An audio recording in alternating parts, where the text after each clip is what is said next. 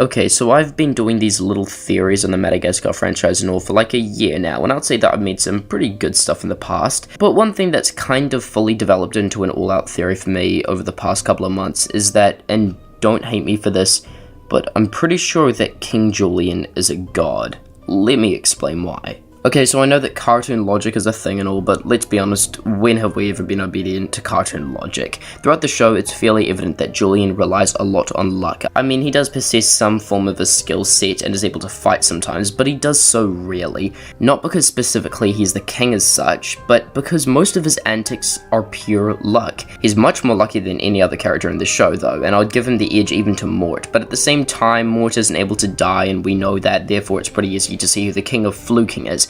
I know that he's the main character and all, but like, there's something off about his insane levels of luck. Furthermore, and even though this shouldn't make much sense, he appears to be relatively aware of the luck he possesses, and this is always shown as like 95% of the time. He doesn't worry too much about danger and threats, leaving it up to the sky gods. And given the absolutely bonkers decisions that the show decides to go with, I'm gonna have to side with Julien that, yeah, he doesn't really have to worry at all. Now, he mostly can't just sit still and be fine, like he does have to at least dodge and be active and all that jazz in order to stay out of death. But for the most part, as long as he's trying to save his own skin or help others, he's going to be okay because he is much more than he appears.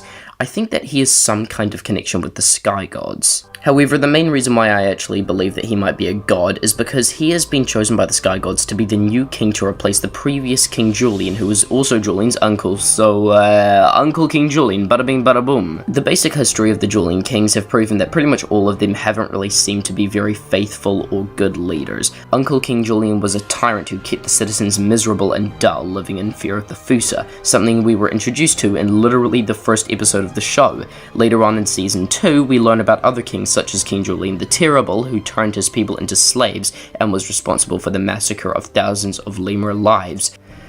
And hell, even KJ's own parents are complete douchebags who don't care for their people in the slightest. Julien was different though. He was the first king to actually care about his people, which is stated several times in the show, especially during the latter part. Sure, he's reckless, takes a while to realize danger, and caused a few accidents here and there, but overall KJ has been the best king to take the crown in the Lemur Kingdom to date. He is the one good Julien king. The sky gods were probably watching over him and waiting for that faithful day when Masakura would scare Uncle King Julien into giving our Julien the crown. She probably knew that the prophecy was false and the king wouldn't get eaten, and she put into motion whatever plans Frank and the other sky gods had for Julien, meaning that Masakura herself probably has ties to the sky gods as well, but I might talk about her in another video. Taking the crown from his uncle and not dying meant that Julien didn't actually have to give it back when his uncle returned, and thus he remained the king. Following this event, he liberated his people from the Fusa and has since went on to make history for his kingdom. The fact that Julien doesn't die from a lot of things that he should, though, is because of that goddamn luck of the sky gods.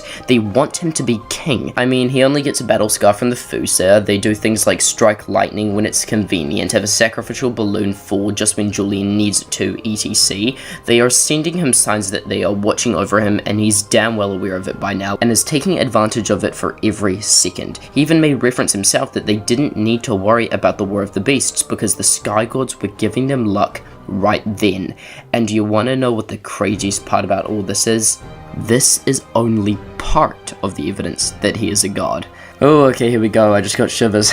Given his knowledge of his luck, I don't think that King Julien is actually fully aware of the luck that he possesses, like, not fully. The thing that stands out the most to me that Julien was chosen to be this god of some kind is the fact that he has canonically died and come back to life multiple times, not to mention was allowed to fight for his life on trial one of those times and was granted life again once he proved that he truly does care for his people, even the ones he's accidentally killed. While he may cower it out when the chips are down, when the problem is actually serious and Julien must act on his own, he will. He tossed himself out of a blimp to fix an issue that was preventing takeoff, dangerous as all hell, but he did it. He went after a monster in a submarine, or what he thought was a monster, by himself or to get his friends back. One of the times that he died was a willing sacrifice to save his friends. Julien, if it's the only option, will indeed lay down his life for his own people. And that is what the Sky Gods need in a true leader, a king, and Julien fits the bill. But wait, we are not done here though. Outside of his insane luck, which we are going to replace with it being a connection with the Sky Gods, since that makes a lot more sense obviously, Julien does have some sense of fighting skills of his own. He's actually able to be quite capable if the moment calls for it, and a lot of it I heavily canon is based on his ability to dance. He needs a beat of some kind to unlock his true potential, which explains why a lot of the times he sits on the sidelines and has either Clover or the gods do the work for him. But that first goddamn episode, he destroyed the Fusa with the power of music. He has a proper skill. He's done it a few more times too with his own beats. It actually makes me angry that they didn't write him fighting more often, because Julien can indeed fight, and I wanted to see more of that. He pulled off a few punches and took out some mountain lemurs in a small clip from the legendary War of the Beasts. Did I also mention that on a side note, Julien is actually pretty smart too? Okay, I swear. What I meant to say is clever. He is very dumb when it comes to some basic stuff such as social skills, personal etiquette, but when it comes to things like escaping capture or outthinking his enemies, he is pretty damn good at that too. He is very sneaky when he wants to be and skilled at manipulating other people, which is kind of a bit of a constant theme throughout the show. I've been convinced for a while that he's the type of lemur who's just playing dumb so that people never expect more from him, so that when he does more than what is expected of him, it's a surprise, and said surprise gives him an advantage. That said though, no, he really is stupid in regards to being self-centered and arrogant and doesn't know what half the crap he says actually means though, but it's a pretty fair trade-off. Okay, so like something that I found pretty unusual with the final episode of Exiled that definitely caught my eye and ties into the King Julien as a god theory is Julien accidentally killed Kodo by dropping the rocks from the statue on him once Sage had defeated him, right? Yeah. And then at the end of the episode when they pointed out the ghosts that were also celebrating, Koto's ghost appeared with the rest of the ghosts, but these ghosts were only the ghosts from Franquilla, which is their version of heaven. Julien clearly stated that him not seeing Maurice's ghost when he was on trial and saw these other ghosts meant that he must have thought that Maurice was in their version of hell, which is never specifically named, just referenced as the other place. So therefore Kodo was sent to heaven even after all of his wrongdoings and misdeeds, and this shouldn't make any sense because Kodo was evil, right? He did bad things. I mean, he took over the entire kingdom, all of Madagascar for a period of time, and was responsible for the death of quite a lot of people. But what was the most confuzzling part about all of this? King Julien saw his ghost, and the two made eye contact and nodded at each other? Nodded? Not only that, but they also smiled at each other, as if to say, like, a job well done. I guess it could have been since Kodo was very honor-bound and just saying something like, well, you were a worthy competitor, Julien. But the fact that Kodo's ghost is in heaven makes me think, was it all a test? Was this just a setup? I mean, sure, Carl mentioned that he set the whole invasion up, but did he really? I think that he over-exaggerated about something. I don't think that this was Carl's doing. I truly, honestly believe that this was the Sky Gods testing Julien, the ultimate test to see if he's really fit to be a ruler. Koto was a ploy by the Sky Gods and served his purpose well, and that's why he was led to heaven. He has connections to the Sky Gods as well. Bro, everyone has connections to the Sky Gods here. And I almost feel like, given the fact that Julien nodded back in response, it's like he realized. He knows that it was all a test and he passed. He's finally aware of his relation to the Sky Gods, and like, it makes a whole lot of sense though, given that Julien's people were finally willing to put their lives down for him the same way that he would for them. They accepted him as the one true king of Madagascar. There probably is something going on in the movies that sorts this whole thing out. I mean, I love the Madagascar franchise so much, man. But I don't really have the time to be able to rewatch all 3 movies or take a look at all the big Julien moments. I mean, I just wrote the script like a week ago. I haven't uploaded it in a while. My exams are starting soon. It's pretty busy. There's probably also something in the Penguins TV show that would further help this case. I don't know. I mean, I've seen some pictures, some short clips, but I haven't actually seen the show itself, which is a bit of a bummer. I'll have to actually watch it sometime. Maybe tell me if you want me to. Listen, all I'm saying though is that those 4 zoo animals really had no idea what they were getting involved with when they washed up on the shore of Madagascar. Thanks for watching, subscribe to the channel, and goodbye.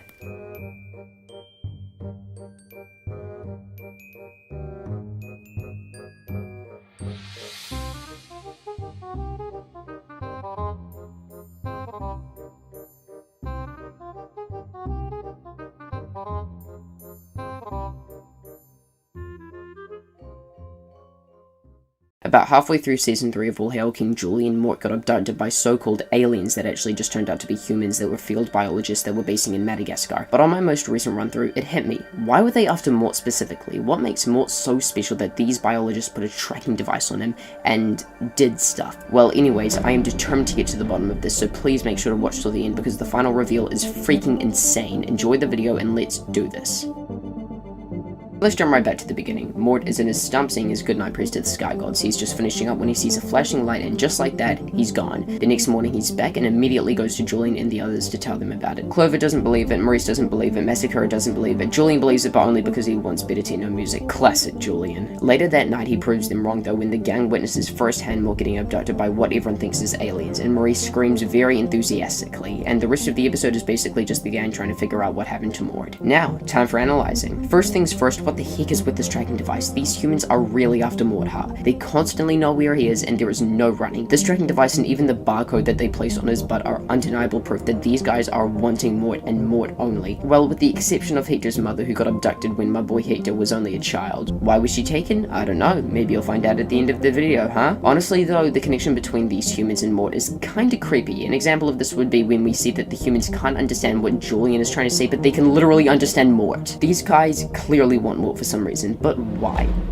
Why? Well, for those who don't know yet, Mort has been proven to be, well, death. I'm not going to explain everything right off the bat, so just click the link in the top right hand corner and it'll explain the lore of Mort. 3, 2, 1. Good, let's do this. So the Sky Gods kept Mort in Madagascar in order to keep tabs on him, but for somewhere around about 13 billion years, Mort went missing, leaving them in peril. And now that he's returned to Madagascar, they need to make sure that they know where he is. These biologists had set up their laboratory in Madagascar, not for the sake of biology, but to find Mort and track him. These people are fleet operatives that are tasked with hunting down Mort and making sure that he doesn't try something again. Something I presume that a lot of other people will question me about is also the other few lemurs that were captured, such as Hector's mother. Ha, I told you that she would come back. The island of Madagascar in the films could be viewed as the safe house of sorts for those on the animals' side. According to theory lore, the Fed organization was planning to invade Madagascar at some point and take over the island, somewhere after the events of the franchise. These operatives were not only responsible for keeping Mort on watch, but also to gather information about the island, including its natives, the lemurs of Madagascar. Hector's mum was taken for research in order to get the organization intel so that they can be prepared to invade years later. Thanks for watching, subscribe to the channel, comment down below any future theories that you want me to do. Animationologist out.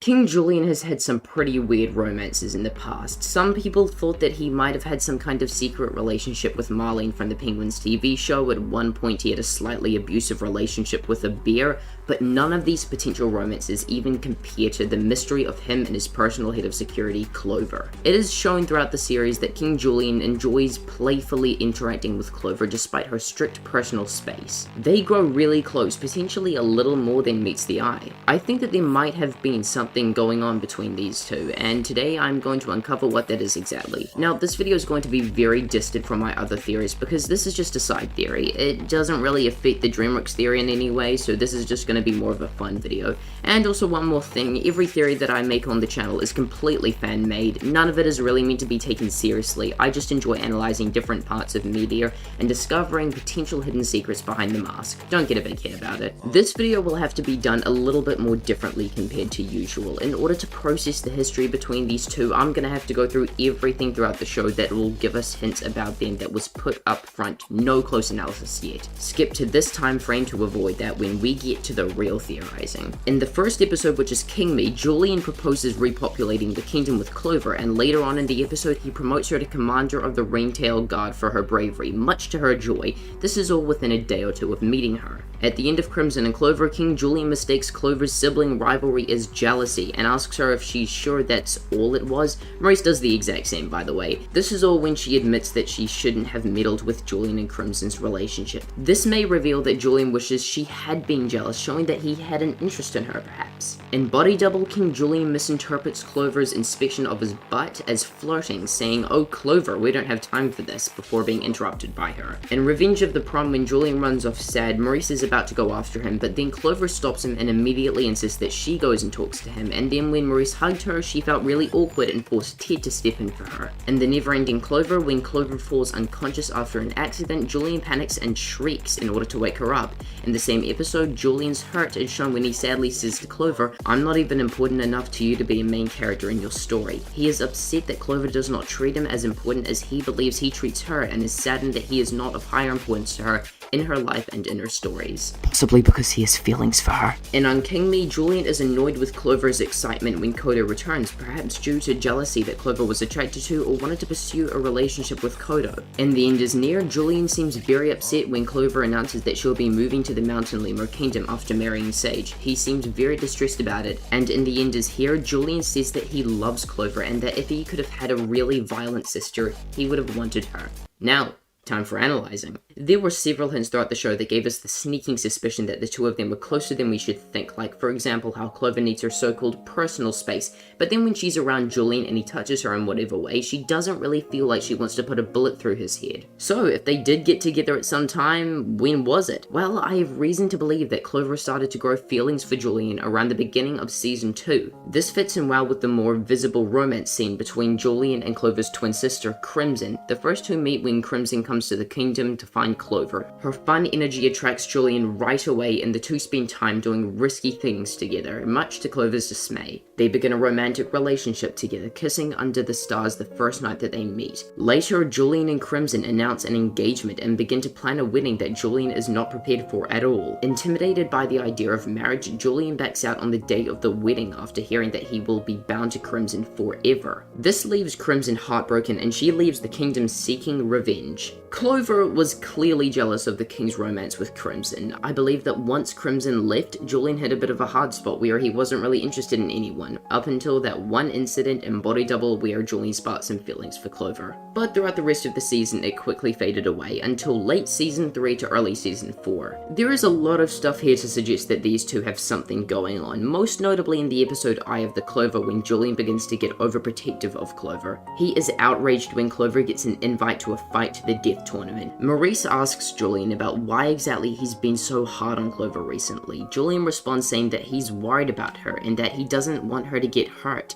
This is something that he only tells Maurice about, his best friend, so clearly he's not comfortable with sharing this information with others. But the most suggesting moment in my opinion isn't even in the same episode. In the episode beforehand, Julien finds out that his entire school life was completely fake and that people were only being friends with him and treating him nice was because he was royalty and they had to. He runs off and Maurice begins to go after him, before Clover, of all people, stop him and say that they'll do it instead. Maybe it was a chance to get things straightened out with Julien, maybe even to tell him her feelings. Obviously, nothing actually ended up happening, but it made a big chunk in this theory. The seasons go by, and early season 4, Julien gives Clover her own show to make her happy, and in the very next episode, he is outraged when he finds out that he is not important enough to be a main character in her stories, whereas Maurice and Ted somehow are. This is around about when I'd say that Julien began to develop affection for Clover once again, but she doesn't really feel the same way. In fact, at one stage at the end of season 4, Clover gets a fat crush on this dude called Koto that actually turns out to be evil, and there are points where Julien looked pretty annoyed by Clover's feelings for Koto. Then there goes about a straight 11 episodes where they don't even see each other, and then we finally get to the last season. There isn't really much here going on, but in the episode Squad Goals, Clover gets very jealous of Julien's interest in his consultant Eloise, and what she does, she tries to be seen by him as a fan as well, whereas she just hates her. But the thing that I really want to pick up on in this season is the last episodes. Julien finds out that Clover is going to marry this guy called Sage that they've known for basically the entire duration of the show. She tells him that if she marries Sage, then she has to leave the kingdom. Julien is clearly distressed by this, not because of the fact that they won't have any defense, but just because he genuinely doesn't want her to go. And then when it's confirmed that she is marrying him, Julien decides to put aside his feelings to help be the best wedding host possible in support of Clover and Sage. That's so cool. beautiful. And that monologue given by Julien was just perfection. It was so beautiful with how he talked about the friendships that he'd made along the journey of the show, the bonds that he'd been gifted with,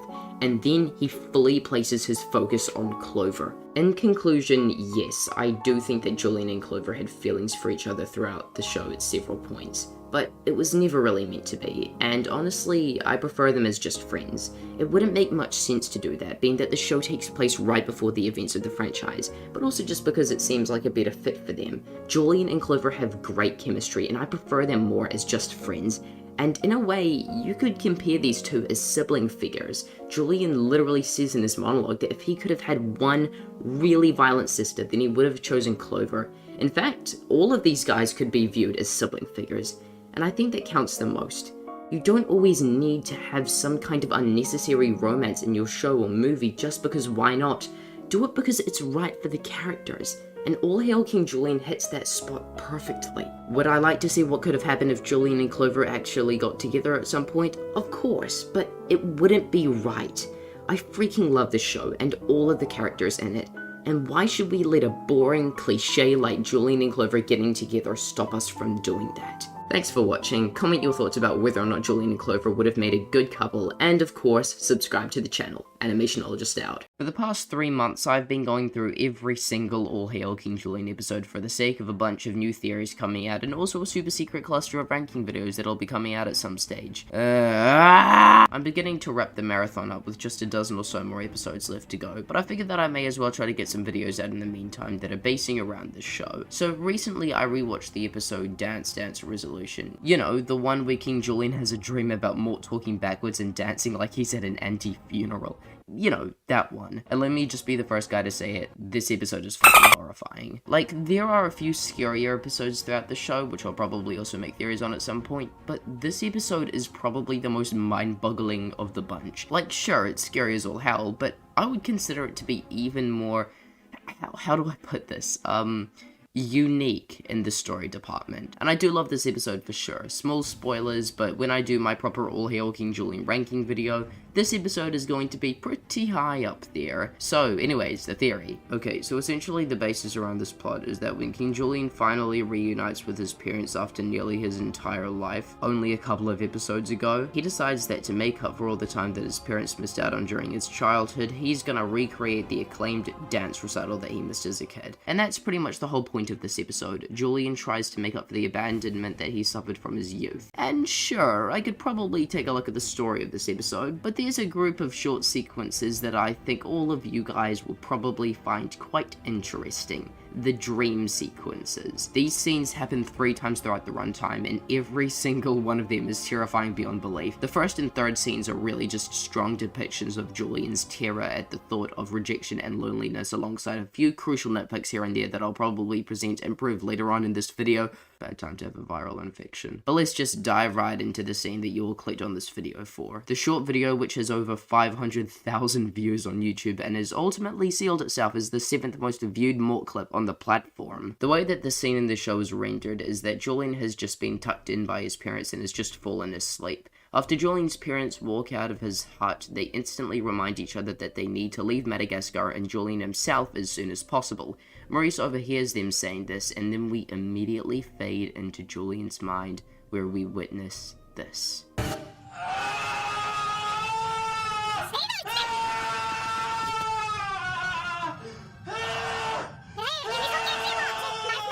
What? Why are you talking backwards?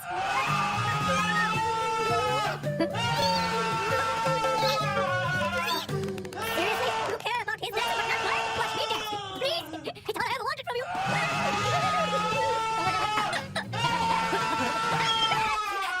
Okay, so it looks like we've got some work to do. By the way, I'm going to mention this only once. I'm aware that this scene is a parody off of Twin Peaks, but there is a reason why this parody was put in. Just you wait. First of all, we can all see from this that Mort is speaking backwards. Let's take a bit of a recap on what Mort said exactly. Let's do this. Where we come from, there's always mangoes in the air. come on. So what do we know about these two small lines? From what we learned throughout the show so far is that the sky gods that seem to control everything and everyone appear as fruits to lemurs solely because of the fact that fruits are a state that the lemurs can comprehend from their point of view. Mort says where we come from there's always mangoes in the air. Mangoes, sky gods.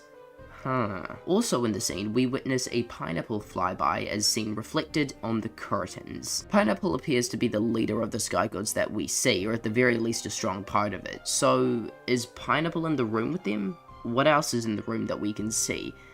There is an ice sculpture of King Julien behind his parents who are sitting opposite him. The curtains are red and the floor is stripy like lightning. Julien has a table to the right of him, small enough for it only to be like one to put beverages on. Mort says these two lines and then starts dancing around, to which Barty and Julien, who are Julien's parents by the way, clap for him. Julien's jealousy grows because of this and starts dancing around himself, only for him to turn around and see that his parents are no longer there and Maurice has taken their place in a clone-like form. What? Huh? He instantly wakes up and gets eaten by a shark just like earlier in the episode, but of course it's just a double nightmare. Honestly, All Hail King Julien is the only show in existence which a main character could get eaten by a shark out of nowhere and it would make perfect sense. Now, what did Mort mean by saying these words? Well, let's just take a look at the facts for a second. By saying, let's do this, he might be implying to the others that he's about to do something, or that they are about to do something together. Where we come from, there's always mangoes in the air. That might mean something like where Mort is from. There is always fruit, or sky gods around. Wait. Where we come from, there's always mangoes in the air. There's always mangoes in the air. Mangoes in the air. Sky gods. Mangoes, fruit. The scene is meant to be set in Julien's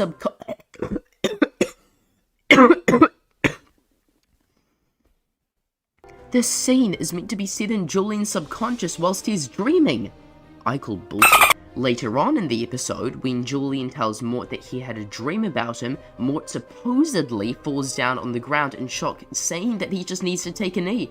But when Julien and everyone else takes their attention away from Mort, what does he do? He just gets up like nothing ever happened. He's fainting! He knew that he was in Julien's dream from the beginning.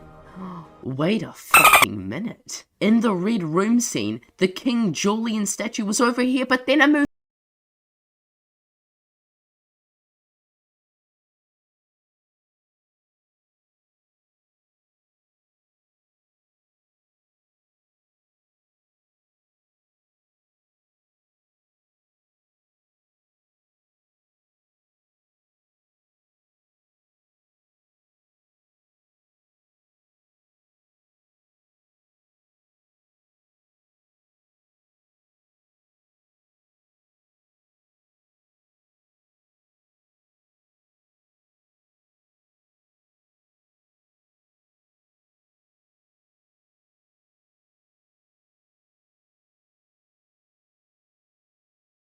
seems. First in the dream scene with Julien and Mort both awkwardly dancing.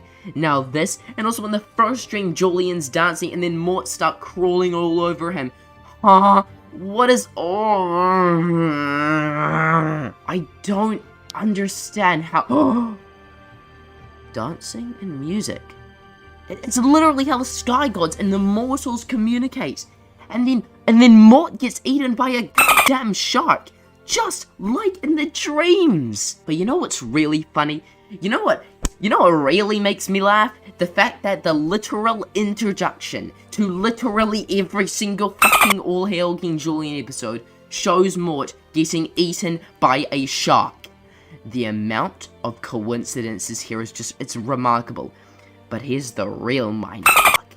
After the dance recital, after all of those dreams as a whole, Mort goes right up to Julien and says, "Did I get eaten by a shark earlier?" How in the name of all living things sacred did he know about that? How did he know about that? Here is my options. Here is the only options left. Option A, it all happened in real life, which wouldn't really make that much sense because we all know for a fact that it's all Julien's subconscious messing with him. Which leads me to option B, which is somehow some way, Mort hacked his way into Julien's subconscious and started controlling it. Let me emphasize on that a little bit. One aerokinesis. Onikari? How do I pronounce that? You know, a bit of a disclaimer. I'm sorry to all of those scientists out there. I don't know how to pronounce onirokinesis, so I'm just going to say onirokinesis. Onirokinesis, or in other words, dream manipulation, is the power to infiltrate a target's dreams while asleep and control events within the dream. These sorts of mind control and brainwashing is oftentimes a crucial part in all hail King Julien's psychology, but all of that stuff is done through technology. This isn't. If I'm not wrong, I believe that Mort somehow started this trope with King Julien. Dream manipulation in this scenario meant that Mort would have had to have found a way to control Julien's subconscious from the outside and used it. However, on Julien's part, this breaking and entering of mind control always leads to unfortunate and unpleasant surprises. So let me explain what I think is going on here, because this video has been a total mess. Essentially what happened was that Mort manipulated Julien's dreams pre-episode, and because of what Clover and Maurice and literally everyone else in the kingdom was saying about Julien's parents and that they didn't care about him, Mort decides to drop the hint in the Red Room sequence in the hopes that Barty and Julien might leave the kingdom. He talks backwards, showing the state of the dream's bonkersness. He dances in an unorthodox way, having figures that look like King Julien's parents clap for him and not do the same for Julien himself. You see, this isn't actually Barty and Julien. It's Mort's mind controlling Julien's mind and making him think this stuff. Mort is forcing this upon Julien, but for some reason Julien being himself, he doesn't take the hint. Julien stands up and starts dancing when he looks back at the seats and sees two identical clones of Maurice, the only person who has truly cared for him over the years. Post-Ethan here, I had just finished off recording yesterday and I was in the middle of editing when I had one final epiphany. It's about the mangoes. It tormented me last night and I barely got any sleep, but I woke up this morning and I finally realized the truth behind that one simple line. Where we come from, there's always mangoes in the air. First of all, let's take a look at the well-acclaimed episode, For Whom the Bell Gods Toll. When Julien is on trial, it's understood that the courtroom takes place in Francois, and so does its people.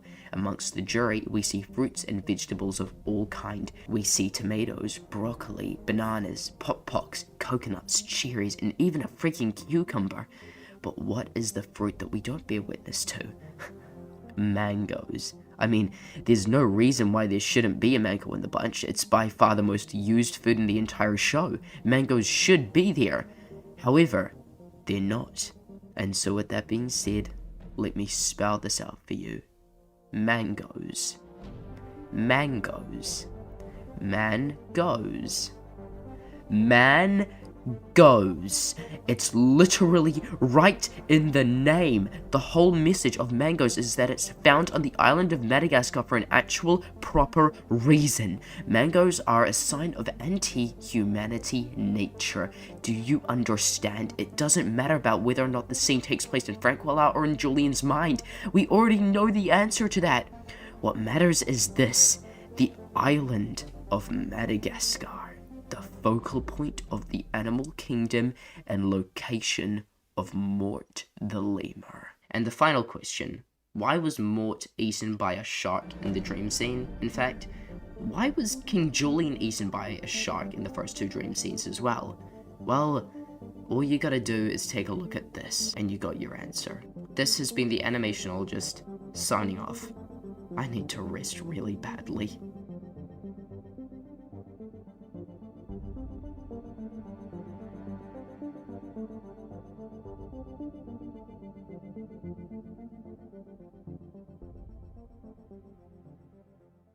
Hello there, fellow people of this world. I am the Animationologist, and I'm here today to make a bold statement on the Madagascar prequel show from Netflix, All Hail King Julien. Surprisingly enough, this show is incredible. It's got exceptional characters and themes, hot and spicy music, undeniably great writing, and of course a bunch of hidden secrets for people like me to pick and claw at. One of which being the constant use of sacrifices. Yeah, sacrifices. in a TV show about King Julien? Well, truth be told, that there's an actual entire theory that's been made over the course of the past 2 to 3 years, I believe. It bases around the acclaimed Mort for the most part, and what cause he has to DreamWorks as a whole. It was made by our Lord and Savior, the Theorizer. Enjoy. And how in the name of hell could sacrifices fit into the Mort theory and all hail King Julien? Well, for a bit of a summary on the topic, DreamWorks movies commonly center around the rivalry and fight between humans and animals. Both sides are constantly trying to cripple each other, often to the point of death. The beings at the core of this are the sky gods from All Hail King Julien. They control everything. Sometimes what either side of the fight does is offer sacrifices that are 90% of the time received to the sky gods, and All Hail King Julien does not shy away from that. How this video is going to go is I will run over every single time that the show mentions sacrifices, or at the very least references it in some major way. Then I'll explain the horrific reason for all of this at the very end. Starting off from the 7th episode in the show, He Blinded Me with Science. This is a bit of a throwaway line, but Julien says right here, if we were late for our sacrificial appointment. The lemurs of Madagascar had to do sacrifices as a routine to please the sky gods. In the very next episode, 2 lemurs, that being Abner and Becca, bring up in conversation that they eat dog food, and how it might actually be food made out of dog, and that they must eat it just like the sky gods intended. In season 2, episode 3, Crimson and Clover, Masakura, who by the way is the key sky god communicator, like she genuinely has the power to communicate with the gods, said that she ate her sibling. Fuck. Oh shizen, this one's wild. The gist of the sacrifice aspect in this episode is that King Julien II married a cow and then ate her. Here's what I think happened. Oh boy, prepare yourself. So the first time that humans came to Madagascar, when the animals didn't quite know that they were enemies yet, they brought different sorts of peace offerings, such as cows, steak, and then when the humans left, dinner time. Even if I'm wrong and humans and animals were already at war at that stage, the humans still could have just shipped the items off to Madagascar. I mean, we've already seen use of this through the cargo ship that carried the animals and also Dubois off to the island. The very next episode is literally about the sky gods. The entire plot is that Frank wants King Julien to be thrown into a giant volcano as a sacrifice. And sure, it turns out that Frank was just Carl, who was one of the main villains of the show, impersonating a sky god, but an attempted sacrifice is still an attempted sacrifice regardless of whether or not the sky gods were involved. Oh man. The 2-part series at the beginning of season 3 is absolutely jam-packed with sacrificial knowledge. It's almost frightening. King Julien's parents, that being Prince Barty and Princess Julienne, arrive at the kingdom because of some mango shortage problem. But what they do whilst they're over there is insane. These 2 characters are insane. So, when the 2 of them decide that they don't want to do this whole mango blessing thing to please Gladys, the goddess of fruits and grains, by actually eating them, what do they suggest? They tell everyone that a very specific way to please the sky gods is through a lemur sacrifice. No, not just any old silly sacrifice, a lemur sacrifice. The entire second episode actually revolves around them getting the kingdom together to find someone to sacrifice. They planned for the sacrifice to happen on the beach, which shockingly enough is also where the Madagascar characters were first stranded when they got to the island. But there's more. It's revealed that the entire kingdom has its own fucking sacrifice list. It's like an enrollment. It's meant to be normal for the lemurs. But that's not even the best part. The prince and princess are both psychopaths. No better to explain it. They're just self-centered psychopaths. For example, through the use of conversation, Barty brings up that he ran his own brother off a cliff. In the next episode, when Julien's uncle was king, he had a very specific way of exiling people that he didn't like. He threw them into a pit to be eaten by a giant tentacle. Don't ask. In season 4, episode 12, I, Maurice, it is revealed that Maurice's entire life story was meant to be nothing more than what? A sacrifice to the gods. After all of this, we get a bit of a break from the whole sacrifice nonsense until episode 2 and 3 of the Exiled season. The basis around this one is that Julien, Maurice, Pancho, and Ted have escaped Madagascar after the whole incident with Koto taking over their kingdom. They arrive at Siren Island, where these musically inclined ladies take them and feed them to fatten them up to be fed to yet another giant tentacle. By the way, Julien was actually the one who mentioned the entire musically inclined part. It almost feels like the creators wanted to drop us just yet another all-out line for us to wake the hell up and realize that a fucking tentacle, an alien tentacle, was going to eat King Julien. And then there's the actual sacrifice part. They made a very, very big deal about it, having it set at night when the sky gods are most at play, having a real, proper ritual for it. Come on now. And the day after yesterday, which also just so happens to be one of the most favorited episodes in the entire show, might I add, King Julien and several others are put up to be executed as a sacrifice. It's treated as somewhat of a special event, like it's a treat and a privilege to see someone be publicly executed. And in the final episodes of the show, Grandma Rose, who also just so happens to be Clover's grandma, ate the girl that nearly stole her love interest. I mean, love makes you do crazy things for sure, but whoa. And to finish it all off, the mountain lemur marriage is literally a ritual sacrifice, where they're buried and die. These sacrificial references throughout All Hail King Julien pay a deep service to not only the Mort theory but also the entirety of DreamWorks. In fact, I wouldn't be surprised if there was someone who worked on the show who had already cracked the case and made sure to have the show tie it all together. I believe that All Hail King Julien is fully at the center of all this, as if it were like the glue that holds the entire theory together. These sacrifices that were shown in the show are a direct reflection of the rest of DreamWorks, where they essentially gave an all-out backstory and reason behind the Sky Gods and who they were. Expect a video on these guys at some point in the near future, but for now, we don't really know too much about them. Their existence stays hidden for the most part, save for several bits and pieces here and there in All Hail King Julien. Sacrifices in DreamWorks is a representation of peace and prosperity before slowly delving deeper into the horror of them, and they called Madagascar PG.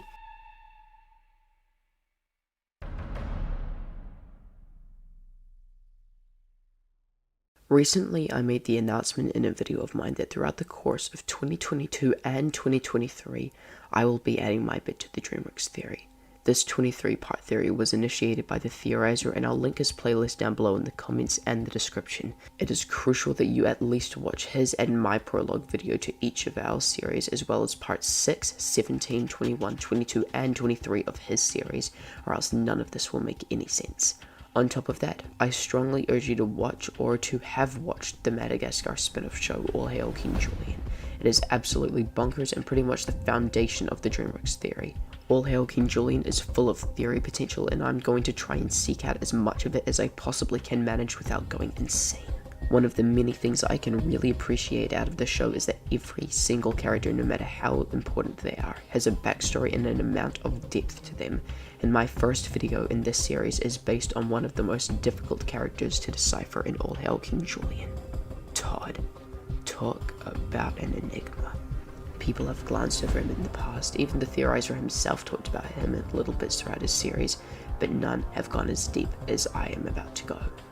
In fact, there is so much to talk about that I'm going to have to spread out his part of the theory into a mini-series inside of my mini-series inside of the theorizer's ultimate theory. It'll sort of be like the theorizer's 6-part series or more, which ended up morphing into a 2.5-hour documentary / analysis video on him.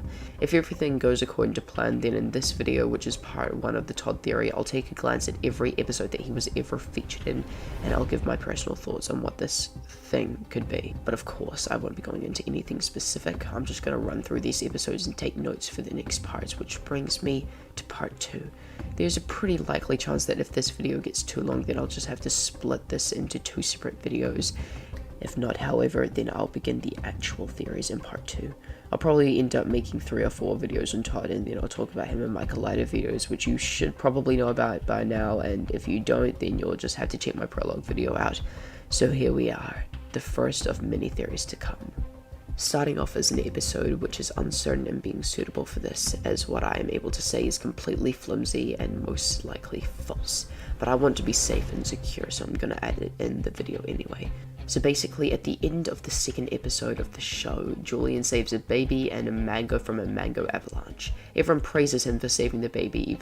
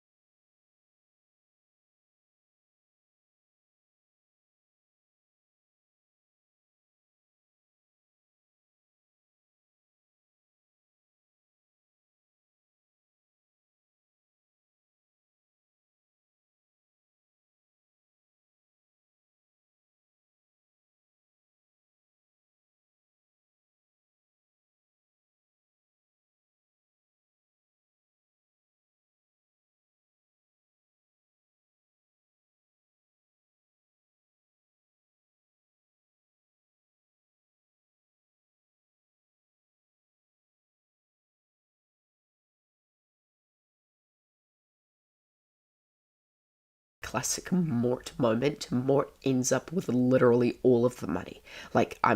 All of it. As well as that, he owns pretty much everything, all of the trees and nature alongside the huts, and even nearly everyone in their souls too. What a coincidence, huh? But the only scene which Todd is in is surprisingly crucial. In this scene, Todd holds out a bowl to Clover, begging her to give him a mango. She's about to do so when Mort comes in and orders that she put it back. It looks like Mort and Todd might have some kind of rift between the two of them, so that's another thing that I'll have to keep out for. In Season 2, Episode 8, Daddy Julien, we are introduced to Todd's mother, Tammy. She seems very overprotective towards him. It seems that whenever he's around Tammy, he always has these dead shark eyes. But whenever he's not around her, he's feeling normal. He can juggle and dance and all that jazz. It's clear that he's obviously a very talented kid. It almost feels like he's being used by Tammy for some reason. And the Mort/Todd rivalry is back at it again. In Season 2, Episode 9, That's So Rob, Todd only appears in one scene with one line. He has what the kingdom calls party exhaustion. He tells Julien, everyone was doing it. I just wanted to be like one of the big kids. Like you. I don't know what that means, but it's something, I guess. In this episode, Todd plays the harmonica while in prison, and in Season 2, Episode 13, he reads books with the adult lemurs. This probably shows that he's got connections all around the place with all ages. Also, he calls Julien his hero. Season 2, Episode 15 rolls around and we get another Tammy and Todd against King Julien and Mort scenario. This time when Julien opens up a nightclub called Club Moist, he appoints Mort as the main attraction, but one night when Mort gets kidnapped and is not showing, Tammy and Todd go up and replace Mort against Julien's wishes. Todd begins to sing and dance right before getting freaking crushed by a giant unsurvivable rock, and here's the craziest thing of all, he not only survives, but he is completely fine. Now, the similarities between him and Mort are basically identical.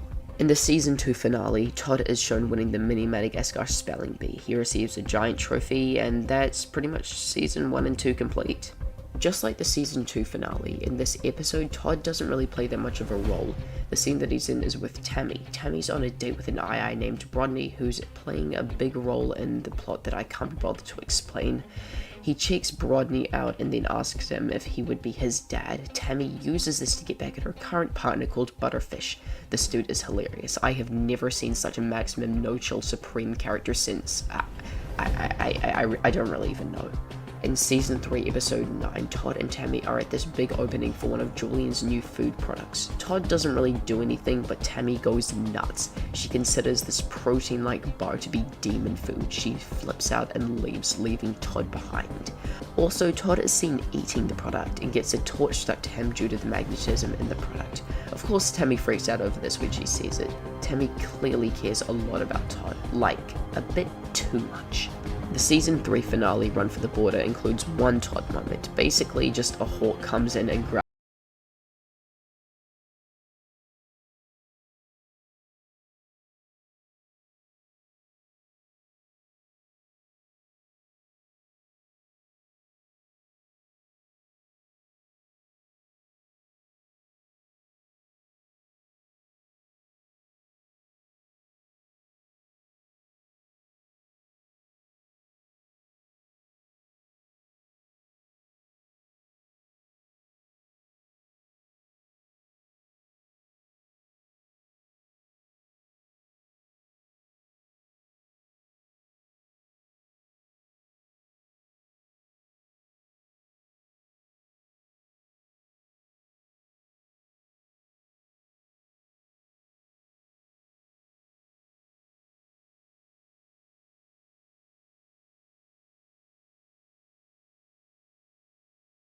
She did this because it's the only thing that would keep him sane during Tammy and Butterfish's extremely loud afternoon nap. When Clover and Maurice come to retrieve the toy, however, Tammy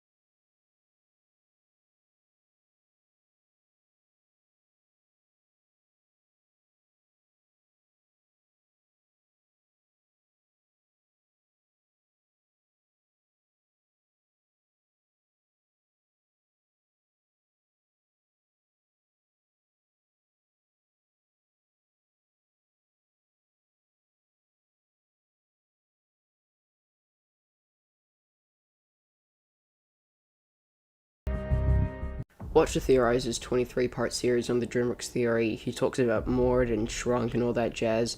Also, watch the prologue video to my personal series as well as part 1 of the Todd theory. I don't want to have to talk about it for 2 minutes straight in a video like last time. So basically, I've started this theory on Todd from the Madagascar spin-off show All Hail King Julien. In the very first episode, I went through over half of the show and analysed it from Todd's point of view. What I was able to find in those 10 minutes was that Todd is frighteningly similar to Mort. He survived a giant boulder at one point. There is also clearly something going on in terms of supernatural abilities. He is seen thrashing around in midair whilst Carl, the main villain of the show, chants "The power of Frank compels you" multiple times. He has a war face too and is shown attacking the other children, but potentially our biggest finding yet is that his mother Tammy admits at one point that Todd is possessed by a demon. I'm getting a sneaking suspicion that some of the adult lemurs and other animals in this show are onto him. The Kingdom scientist Timo makes up a lie to get out of going to Todd's birthday party. His own stepfather Butterfish makes up an excuse not to save him from a hawk. And today we are going to finish off the show. These final 2 seasons include Todd a lot, so you can expect some fairly solid evidence. There was one episode that I didn't really mention in the first video, and I apologize for that. It's pretty much just Todd staring into a blank nothingness while Mort tries to seduce a mountain lemur. But we're finally getting into the real stuff. In Season 5, Episode 3, I and Ted Weekend, it's so weird. In Season 5, Episode 3, I and Ted Weekend, how does that work? In Season 5, Episode 3, Iron Ted Weekend, Tammy tells everyone that Kodo, who is the main villain of the season and king of the mountain lemurs, loves Todd. She is under the impression that Todd will be named Kodo's son and heir. She makes him perform a dance in front of the prisoners, saying that that will be the dance that Todd will perform for Kodo. He also gets eaten by a snake while performing the dance, but obviously survives it. But why though? Why would Tammy make her own son be her slave and use him for fame and enjoyment if he's possessed? In this episode, all of the prisoners escape Kodo by building an underground tunnel. Todd struggles to get through it. He says to Tammy that it's dusty in there, and then she tells him that it's okay and to just inhale her wind. That's weird. She also threatens to Mort that there will certainly be consequences if Todd's golden throat is damaged in any way. And in the day after yesterday, Todd uses his war face and aggressive persona to attack mountain lemurs, and now we're finally in the last season of the show. Now, I know what you're probably thinking, what? But we're only like 3 minutes into the video. Is this video gonna be like 5 minutes long or something like that? And to that I say no. This final season includes Todd in 12 out of the 13 episodes. This is Todd's season. In the Season 6 opening, Todd goes all aggressive on the citizens of the kingdom, and Tammy says that it's because of the fact that he gets aggressive in tight spaces. Also, Butterfish calls Todd a mistake. On top of that, earlier in the episode, Tammy gives trophies to a bunch of little kids and says that everyone gets a trophy, not just her Todd. In this episode, there is a lot to talk about. Season 6, Episode 3, Night Creatures, starts off with Todd. He's running back to his house in the middle of the night. He's being chased by something. He reaches for the door and bangs on it, shouting, "Mother!" Tammy and Butterfish are inside sleeping. They've got candles still aflame, so they couldn't have been asleep for long. Perhaps they had a date night or something, I don't know. Tammy mumbles in her sleep, "Sign the paperwork, Butterfish," while Todd is desperately knocking on the door. This monster thing grabs him and slowly drags him as he screams, "Help!" Tammy tiredly opens the door to see all of this happening and screams Todd's name in fear. What an interesting opening to this episode. The episode continues and Julien and the gang go to see him at the hospital. Julien immediately blames it on Mort, who says, "Wasn't me, not this time." So he's done this to Todd before? Also, I better add this in now, but a few of these characters were always under the impression that he actually died from this incident, but of course he's alive. Dr. S takes a look at Todd, who nervously says that he's okay. He adds on to that his back's a little sore. Butterfish says, "Little girl's delusional. Gonna have to put her down, y'all." Todd has scars from his back, scratches from the monster. Clover then tells them that it was a night creature. This night creature turns out to be Julien, due to some kind of gecko milk that the Julien bloodline get a reaction to. This next episode is quite mysterious in the sense that there is a ton of knowledge that is to be uncovered. Season 6, Episode 4, Tears in the Drain. Here we have yet another big step for Todd. The episode is set in Julien's dream. It bases around the main gang being Julien, Clover, Maurice, and Mort. They're all detectives. They've just solved their 300th case, and then on the 301st, Mort falls off a cliff and is said to have died. The others walk away slowly in sorrow, and as a full moon is beaming behind them, presenting the sky gods. The gang split up. Later on, Tammy bursts into Julien's office. She tells him that Butterfish has gone missing. He tells her that he can't do it when Tammy pulls out Todd. He looks at Julien with those dead shark eyes. Julien says something that's pretty unusual. He says that something in those dead shark eyes was making him feel forced to do this. Wait a minute. Oh my gosh.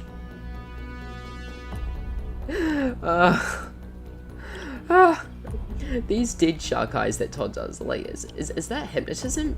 Wait, there's no way. Wait a minute. Tammy is somehow able to control him, but how? Wait a minute. Whenever he's not around Tammy, Todd is fine. He's just a normal child. But whenever he is around Tammy, Todd is different. He's always got those stupid dead shark eyes. Maybe those eyes are the way that Tammy is able to use Todd. I don't know. Maybe there's some kind of way of using hypnotism or something like that. But why is she using them? At this stage, I don't really know. But there will definitely be a part 3 to this, and potentially even a part 4, depending on whether or not I have the mental capacity for it. Honestly, I'm probably going to make an entire video on this one episode because it's just so confusing, and I will need a full video to decipher it. God, I keep on forgetting that we haven't even finished the video yet. Okay, let's continue. In this next episode, Squad Goals, Todd joins the Royal Entourage. He replaces Mort, which sends Mort into insanity. He actually goes to lengths to replace Todd's general life. Mort literally goes up to Tammy and Butterfish and manipulates them to think that he is Todd. Tammy somehow still knows that Mort isn't Todd. She actually admits that she was using him to get her own reality show. It's very, very weird and confusing. Todd and Mort end up fighting each other in the climax of the episode. Both of them use the war face, showing that they are way too similar for our liking. I really badly want to get into the actual theorizing stage of things, but I'll just have to wait for part 3.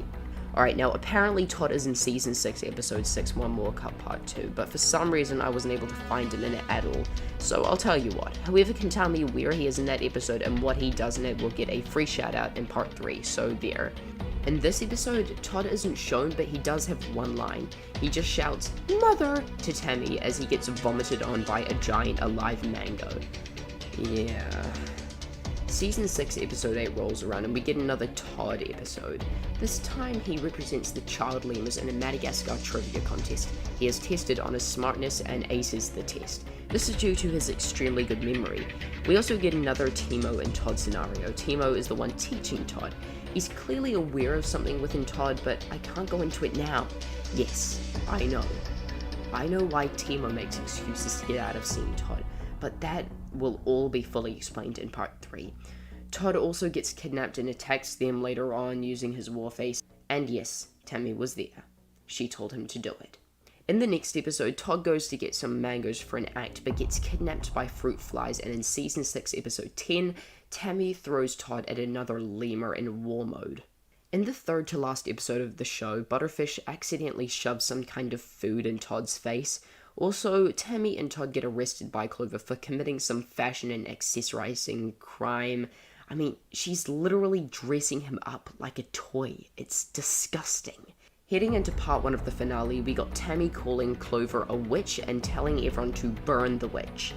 Todd joins the army and is given the nickname Tiny Dancer by Julien. He makes his bed wrong, gets blown up and survives, marches along to a song with the others and sleeps in a foxhole.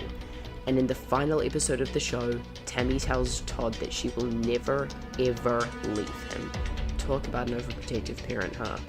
And that's it, we're finally done. There's still a lot of other stuff that I'll need to cover, but I'll do that in part 3. You can expect it around about March or April, because I've still got a lot of other stuff to do. I'm planning to release a Penguins theory, a few analysis videos, and also some more theories before I can even begin to think about part 3. If you liked this video, then consider subscribing. Anyways, this took a lot out of me. Goodbye!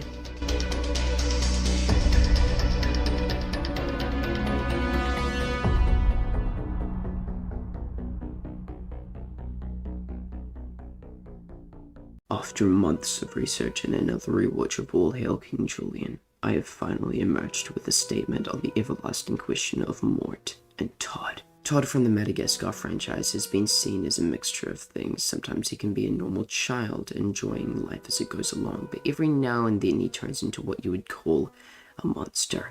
Thanks to All Hail King Julien in part 1 of the Todd theory, I reinvigorated the idea that Todd was in fact possessed by a demon. He is shown in a trance multiple times, and at one stage he is supernaturally lifted off the ground. In part 2, I tried to make a move on trying to figure out what this trance of his actually means. I made some potential conclusions, but nothing outside of flimsy. Todd's mother, Tammy, uses him as a slave of sorts, and her partner, aka Todd's stepdad, Butterfish, was constantly under the impression that Todd was a girl. I'll link them up above now in the top right hand corner.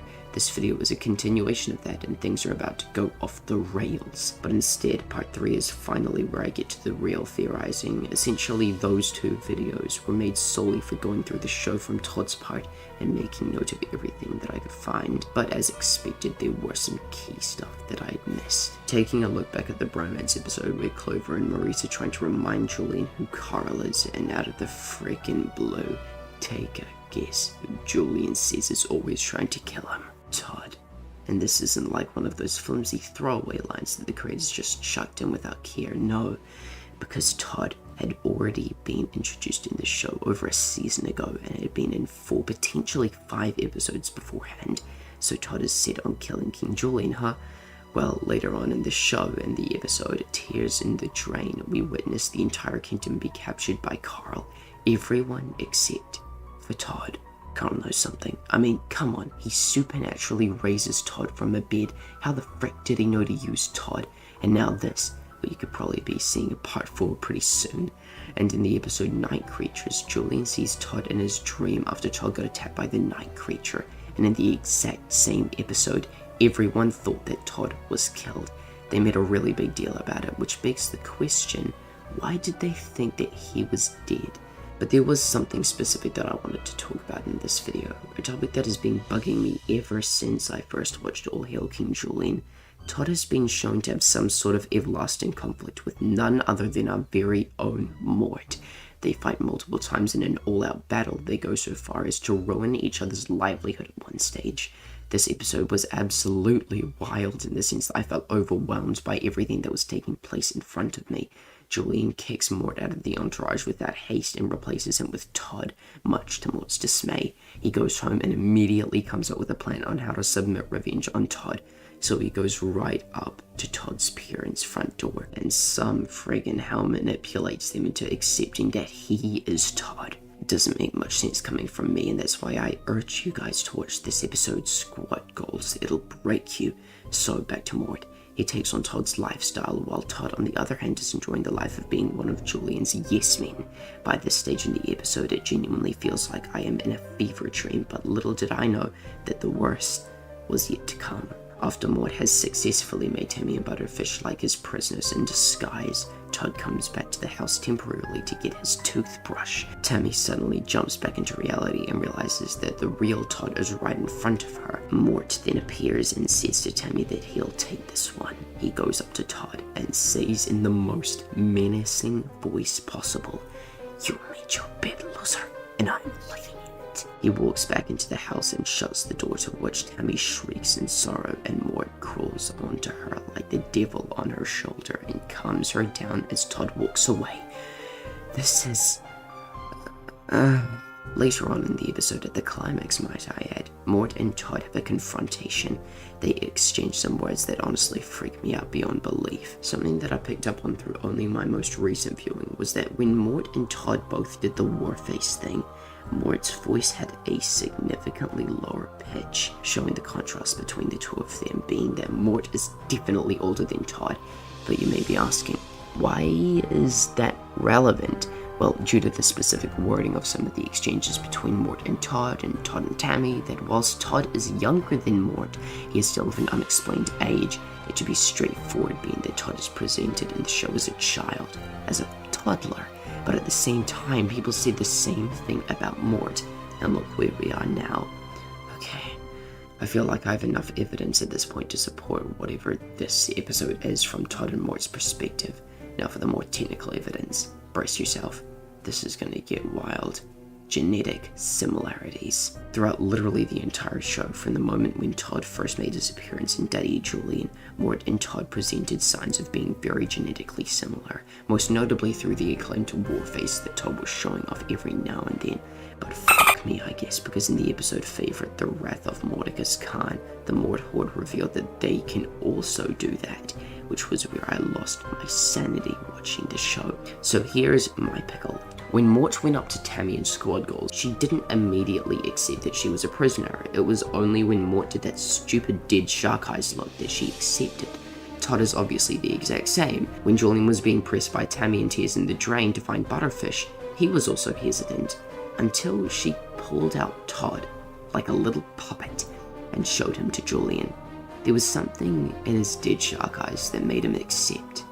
He felt forced into it, not because of Tammy, but because of our dear old Todd. Mort's DNA shows that he is only 40% Goodman's mouse lemur. The rest is made up of bear, starfish, sand, potbelly pig, cactus, a spool of copper wire, wood chips, and spider. Does Todd actually tick off any of this criteria? No. But beauty is found in the eye of the beholder. So what did I do? I searched deeper, and I didn't stop until I found what I was looking for. I didn't even know what it was, but I knew that I was searching for something. The hunt consumed me. I didn't upload for about 2 straight weeks. Everything had me dedicated to the discovery of the evidence for the genetic similarities and relations of Mort and Todd. I was watching Daddy Julien at 1 a.m. when it hit me. There is a reason why these two rivals only have 2 or so things in common through the genetics. I thought to myself, I'm missing something. I don't know how to explain it. I just have a feeling that there's more. Give me a sec.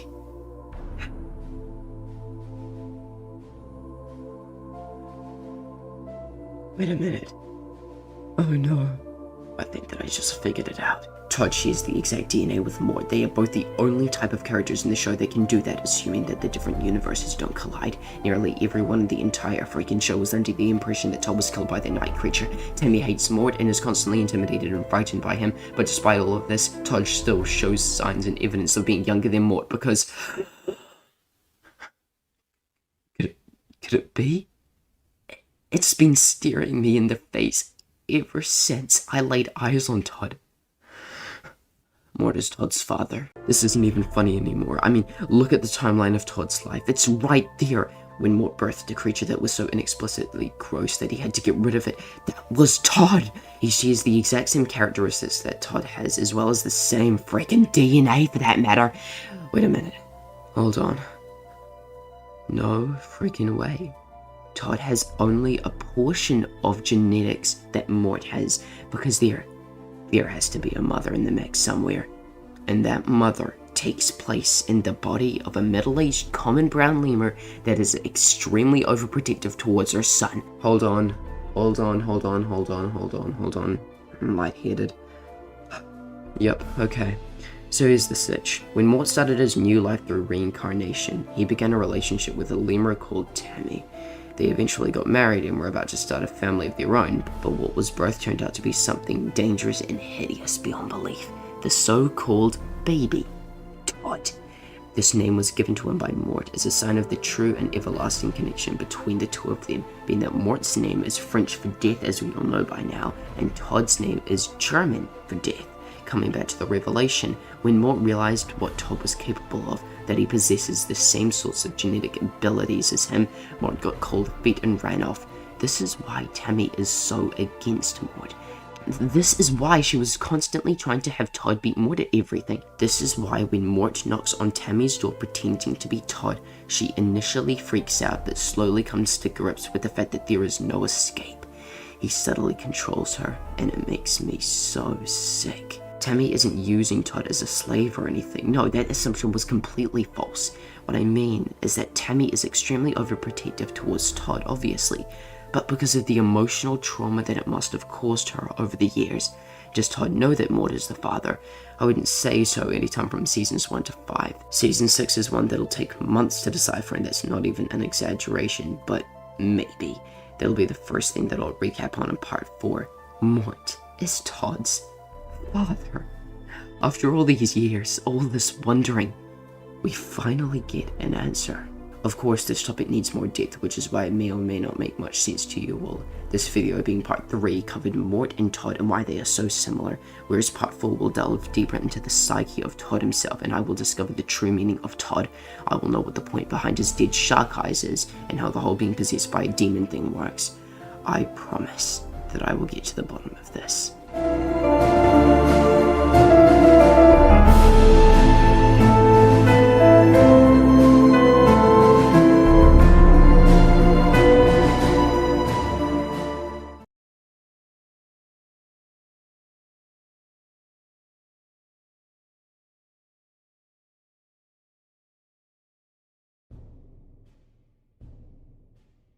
They thought I wouldn't return. They thought I couldn't handle it. They thought I was done. And by they, I mean no one. My little YouTube channel has grown in the past year from like 4 subscribers to quite a lot more. People have come and gone, but there is one series that I've made sure to always keep up to date as much as I can manage, and that is Todd. Yeah, a child from what is apparently a child's TV show is one that I've talked about 3 different times on this channel. I've been doing some research and I was planning on making only a trilogy on Todd, but there was just way too much to say, so here you have it, part 4, baby. I think I've actually already advertised this video twice so far, and I know that poll that I did a few days ago was meant to mirror what I would do next, but I kinda low-key was already in the middle of writing the script for this, so I was just gonna do it anyway. Oh yeah, that reminds me, I've also got a bit of a cold, so I hope that doesn't change your enjoyment, even though it probably will for me. Okay, serious voice now. So, Todd is... what could I say about Todd that hasn't already been said? Cantaloupe. Okay, let's just stick with Cantaloupe. So this Cantaloupe has got some pretty weird backstory. He's an only child as we know it, who was raised by his overprotective mum and his stepdad. Yeah, no, Butterfish's only stepdad, the vibes don't lie, and they literally mention it in the show as well. Anyways, I'd concluded the last Todd theory that I had found some solid evidence pointing towards the revelation that Mort is in fact Todd's father. The genetics reasonably line up with Tammy being the mother as well, which also points towards the grief and protection that she has for Todd and of being left as a single mum. But I've found a bit more between these two, ultimately going even further than just father and son. I have something very, very important to share with you all today. Something that will change the game for the everlasting theories behind All Hail King Julien. In other words, I figured out Todd. While doing part 1 and 2 of the theory, I stumbled across 3 episodes in a row that includes Todd with a fairly centered role. He's not just a side character here, oh no. He's given his own unique side story. Season 6, episodes 3, 4, and 5. I've got a lot to say, so we're just going to go through each of them one by one and figure out what there is to say. Let's start off with Night Creatures, the fun horror parody from Season 6. The plot here is that there is this hideous and deadly beast that is terrorizing the kingdom at night, you know the drill. The twist around halfway through is that King Julien actually turns out to be the Night Creature, and all of that monster nonsense is just the result of a very bad gecko allergy that has been passed down through generations of the Julien bloodline. But that's not important to this. What is important is that the very first scene of the episode shows Todd running away from the Night Creature. He drops some food in desperate prioritization, 2 pock-pocks that are being held in a tiny basket that is only big enough to fit those 2 pieces of fruit to be exact. He gets to his home where Tammy and Butterfish are asleep. Tammy mumbles in her sleep to sign the paperwork, Butterfish, as Todd urgently knocks on the door. Tammy wakes up and gets out of bed to find that the Night Creature has attacked Todd in a fairly minor way, just a visible scrape on the back. She screams out, scaring the creature away, and that's the scene finished. The questions here emerge. Why was Todd out in the middle of the night in the first place? What was he doing with a basket of fruit? And why was Tammy saying all that about paperwork? There's a lot of good stuff here. First off, let's go with Tammy. By saying sign the paperwork, Butterfish could very well be implying something about Todd. We know that Butterfish is Todd's stepdad, so it could very well be something regarding his personal life. But what would she be pressuring him to sign that she couldn't sign herself? Because frankly, Tammy would have already signed it, we know her. Spitballing here, but perhaps it could be them signing for a divorce, maybe. Tammy has, for most of the show, been unhappy with her relationship with Butterfish, so it would make perfect sense. I can't really see anything for now that plays into Todd, but I might find something later on here. For now, it's just something to do with Butterfish and Tammy's relationship. Then we've got the very suspicious little boy, Todd. Why would he be out there in the middle of the night with a basket of fruit? Well, maybe he wished to deliver it to someone else. Maybe he was planning to use it for something. Okay, well, who do we know in the show that has a correlation to fruit? Well, pretty much everyone in the kingdom. He could have been delivering that fruit to anyone. So let's think negative. Fruit is a very crucial part of all Hail King Julien's theories, but either way, we do know that Todd is out at night for some reason with fruit. Todd may have been out there at night for the sky gods. He was carrying fruit, which is the way that lemurs are able to process such incredible beings such as the sky gods. There's too little here to give a proper judgment. I'll dig deeper. Okay, what else is here? After the incident, Butterfish, Julien, and all of the other citizens in the kingdom, besides from a few, believe that Todd actually died from this. They make up a big deal out of it, and Todd becomes frustrated with this knowledge. Butterfish sees Todd a lot more differently than everyone else in the show. He thinks that Todd is a little girl and is, well, insane. It's either that Butterfish is very stupid, or he's very smart. Next we move on to my good old friend, the most confusing episode in the show, Tears in the Drain. Todd has a more minor role in this one, but I've got something pretty interesting to say. In this one, Julien and the gang are all detectives. At the beginning of the episode, Tammy storms into Julien's office and exclaims that Butterfish had gone missing, again with the Butterfish. What is going on, man?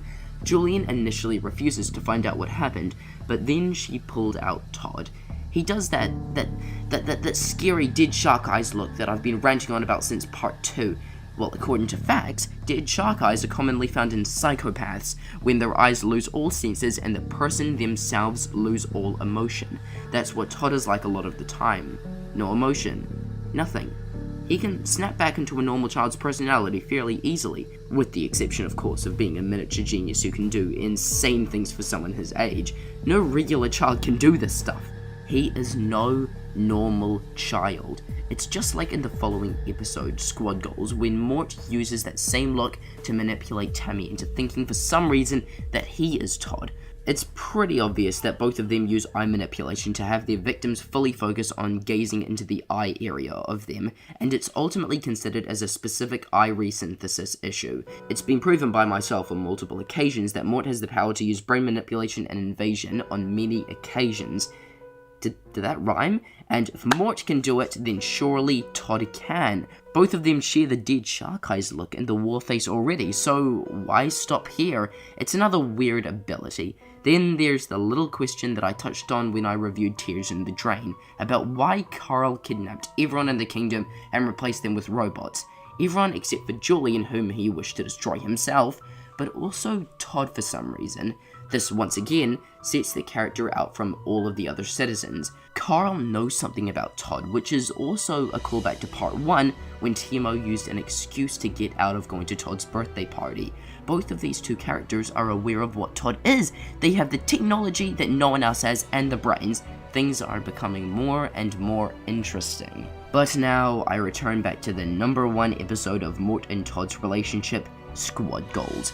I talked about this one for 5 minutes straight in part 3. There I pretty much gave some reasoning for Mort and Todd's similarities and the connection between the two of them. But what I didn't lay eyes on was the centerpiece of it all, Mort's jealousy.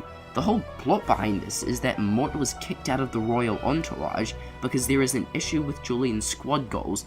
Julien blindly picks Todd as Mort's replacement, which sends Mort into a fit of jealousy, so he goes to Todd's house and pretends to be Todd. He picks up Todd's lifestyle and destroys Tammy's sanity in the process. We all know the story. But there is a second thought behind Mort's act. Ever since they met, Mort and Todd have had a very strong rivalry, something that's always had them against each other, competing for something. In the comments of part 3, I was handed an ingenious comment by YouTube channel Candy for Dinner. Todd is the prophesized Antichrist. Oh my good god.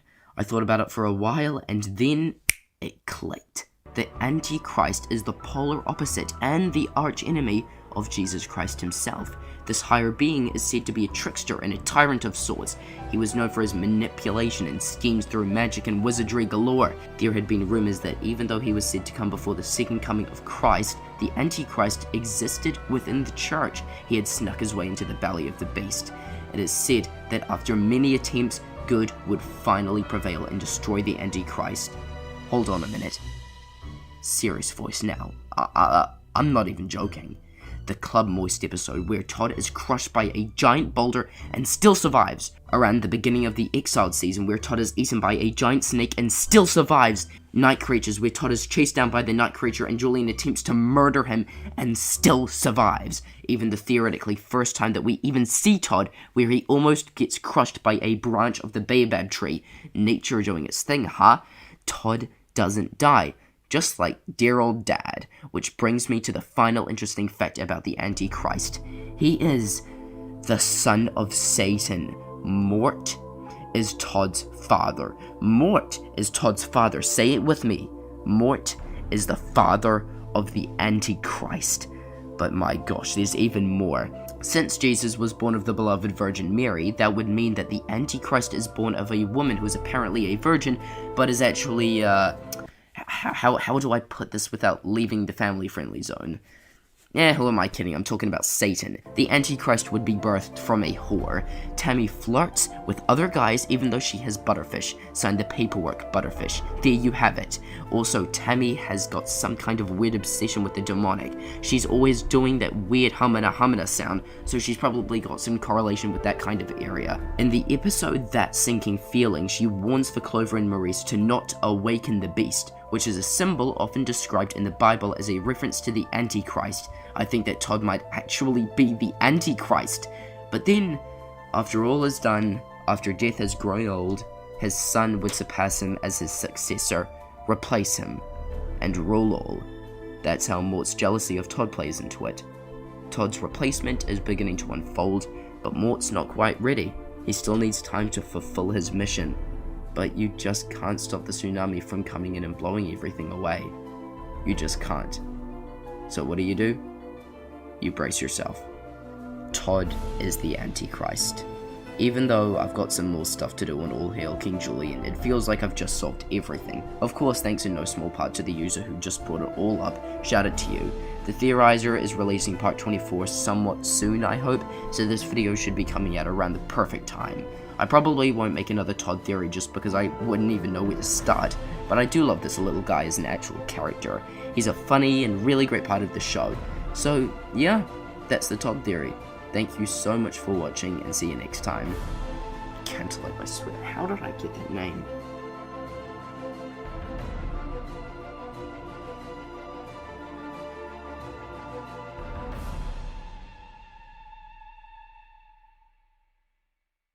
At the beginning of Season 3 of All Hail King Julien, Julien gets kidnapped by pirates, and we get 2 episodes dedicated to how the gang tries to get Julien back alive and well. Obviously, these are 2 pretty great episodes, but they are also very strong evidence for a few separate theories.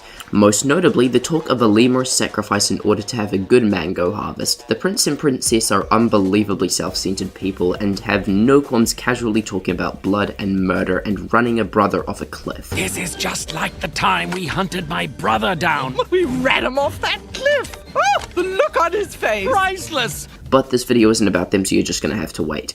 During the course of these 2 conjoint episodes, Mort appears as a pirate for some strange reason. There's subtle conversation between him and these other pirates about some war that they were all at. Mort knows how to sword fight, and he's well known and well feared by the other pirates. These pirates consist of One-Eyed Simon, Little Arms Miggy, No Name Jack, and of course Captain Ethan. They are all one big crew and pretty much just do what a pirate would do.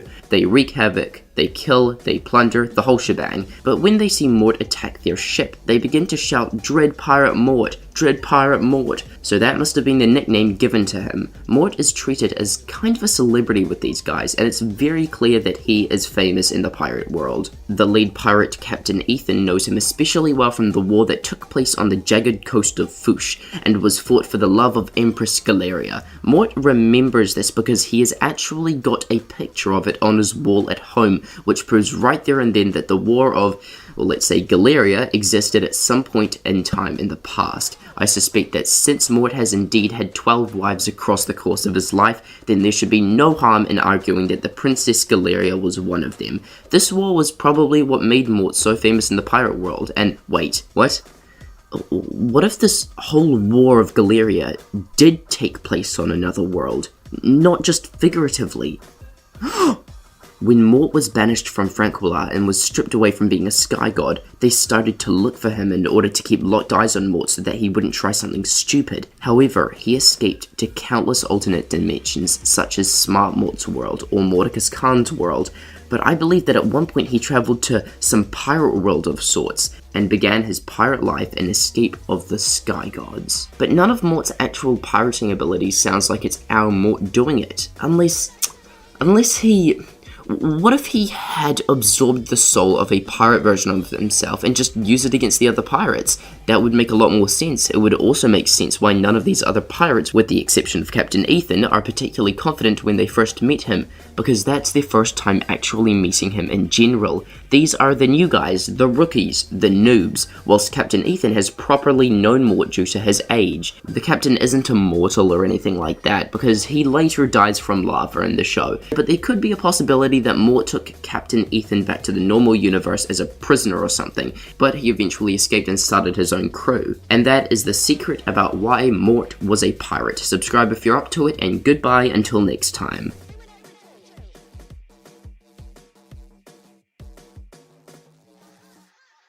You know, sometimes when I am watching All Hail King Julien, say from the beginning of Season 3, I see King Julien's parents and I feel like driving a nail into my spine. I think it's no discussion that Princess Julien and Prince Barty are actual psychopaths. They may not scream out as the most deadly people on the planet, but they are like crazy on another level.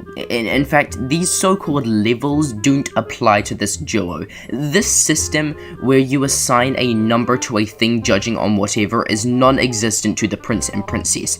They are completely outside. Okay, you get the point. The Todd Theory Part 4 is coming up in less than a week, and I'm gonna be revealing some pretty questionable stuff about the show in it. So I guess that you could see this video as a bit of an appetizer for that. Something that'll make you question why you decided to be alive in the first place. And then I'll drop Todd Theory Part 4. There is no plot to this video. I'm literally just going to spend however long I can be bothered to write, ranting about these two insane facts of life. The prince and princess are basically Julien's awful parents who abandoned him when he was a child.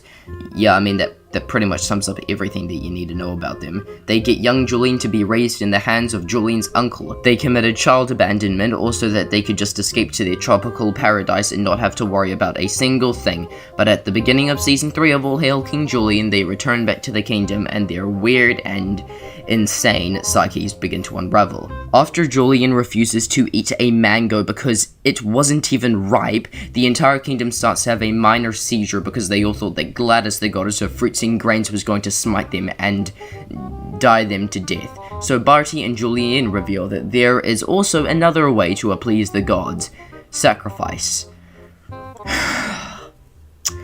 The kingdom then turns to the kingdom's sacrifice list and picks out the second name because Mort was off being a legitimate pirate. Did I just say that out loud? So they spend like an entire episode trying to hunt down this lemur called Ted, who is gay by the way. They joyfully attempt to murder Ted multiple times and here's something funny. They chat about how they once ran Barty's brother off a cliff. So funny! This is just like the time we hunted my brother down. We ran him off that cliff. Oh, the look on his face. Priceless! Look, show this family-friendly television show to your kids, guys. I swear that they don't talk about incest and murder casually. It just feels like these two characters are at the tippity top of self-centered people. Like, the kind of stuff that they do in this series is so... Like, there's this recurring thing where the princess has got this tiny little bell and it traumatizes Maurice so much that he becomes a dog, gets called Mark by everyone, goes to therapy because of his problem, and becomes Alice in Wonderland. A bell. I think that as a whole, I really enjoy watching these two characters as they unfold, even if they make me question everything I ever knew in the process. I love the arc that they go through and how they start off as being ridiculously selfish and unpleasant people to be around and watch, but slowly turn into loving and caring parents. That's why the episode Dance Dance Resolution is one of my personal favorites in the entire show. Even in the end, they're definitely not perfect or anything like that, oh god no. They still have and will always have their issues, but at least they overcame their parenting problems regarding Julien, and I can really respect them for that. But who the hell am I kidding? These two absolutely tested the boundaries of what children's media actually is, just like the show itself. Anyways, looking forward to the Todd Theory Part 4 where I completely rip out every last piece of goodwill from All Hail King Julien. Thank you for watching and see you later.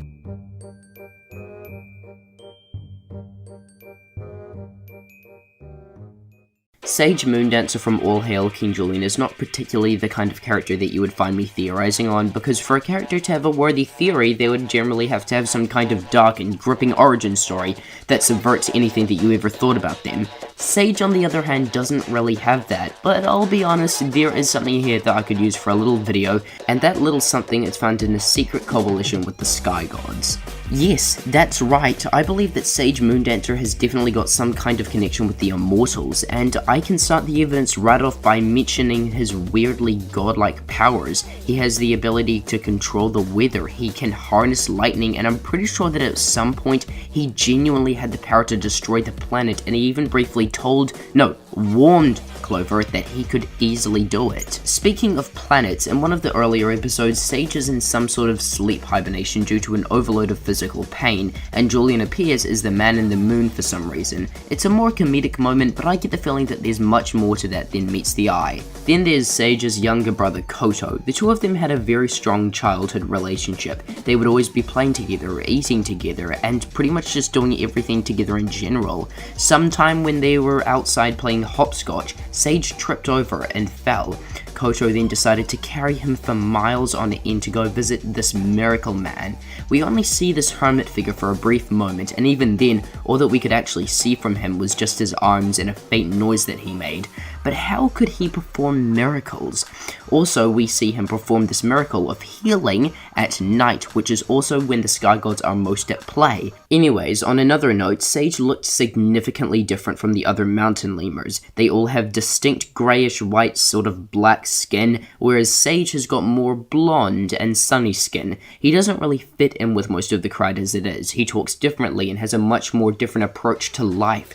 They are all about war and survival, unlike Sage, who tends to focus more on peace and beauty. Sage's father is indeed a mountain lemur, but what about his mother? He would have had to have gotten his unusual appearance from her, so maybe she also has ties to the Sky Gods. Sage refuses to use violence even when his life is on the line. He's very against the concept of reality, and he believes that it's trapping. The mountain lemurs have a secret sort of tradition where they bond with a baby hawk, and that hawk is essentially their platonic life partner. At one point, Sage actually revives his hawk back from the dead using a magical tear. He has the power to bring back others from the dead.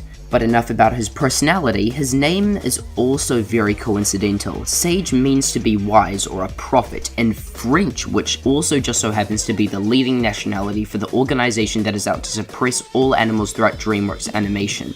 And Sage Moondancer. Dancing is a path of communication with the Sky Gods, a very strong one in fact, and as mentioned before, the moon is a sign of the Sky Gods' presence. And at the end of the day, when Sage's work is done, he gets on his hawk and flies off into the sun.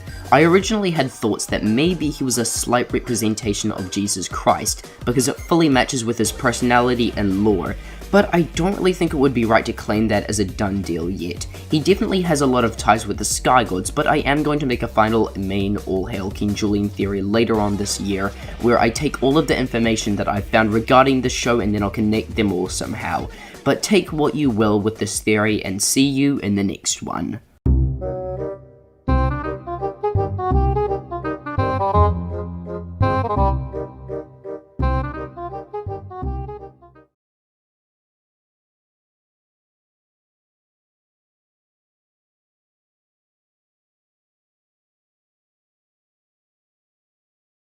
So I recently rewatched Madagascar Escape to Africa with my family, and in amongst the gloriousness of Moto Moto and King Julien organizing a ritual sacrifice, I noticed something.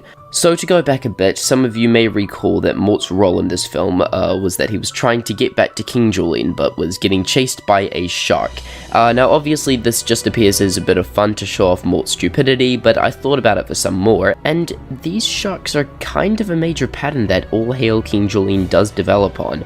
I noticed some shark-related threads, so let me fill you in. In Season 3, Episode 3, Dance Dance Resolution, Julien has hallucinations and nightmares that a shark ate him, and later on in the episode, Mort gets eaten by a shark, which just turns out to be another hallucination by Julien. Another thing is that Mort is actually shown in several other episodes to also get eaten by a shark then, which isn't a hallucination in this case, it is believed to be real. Mort just survives this because he is immortal, as the show literally says so there. Please stop saying that I am over-exaggerating when I say that.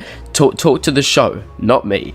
In fact, much later in the show, the sharks are given a full story where it appears that they're not villains and were instead framed by dolphins into being viewed as scary monsters. The dolphins call it the aquatic solution, I think.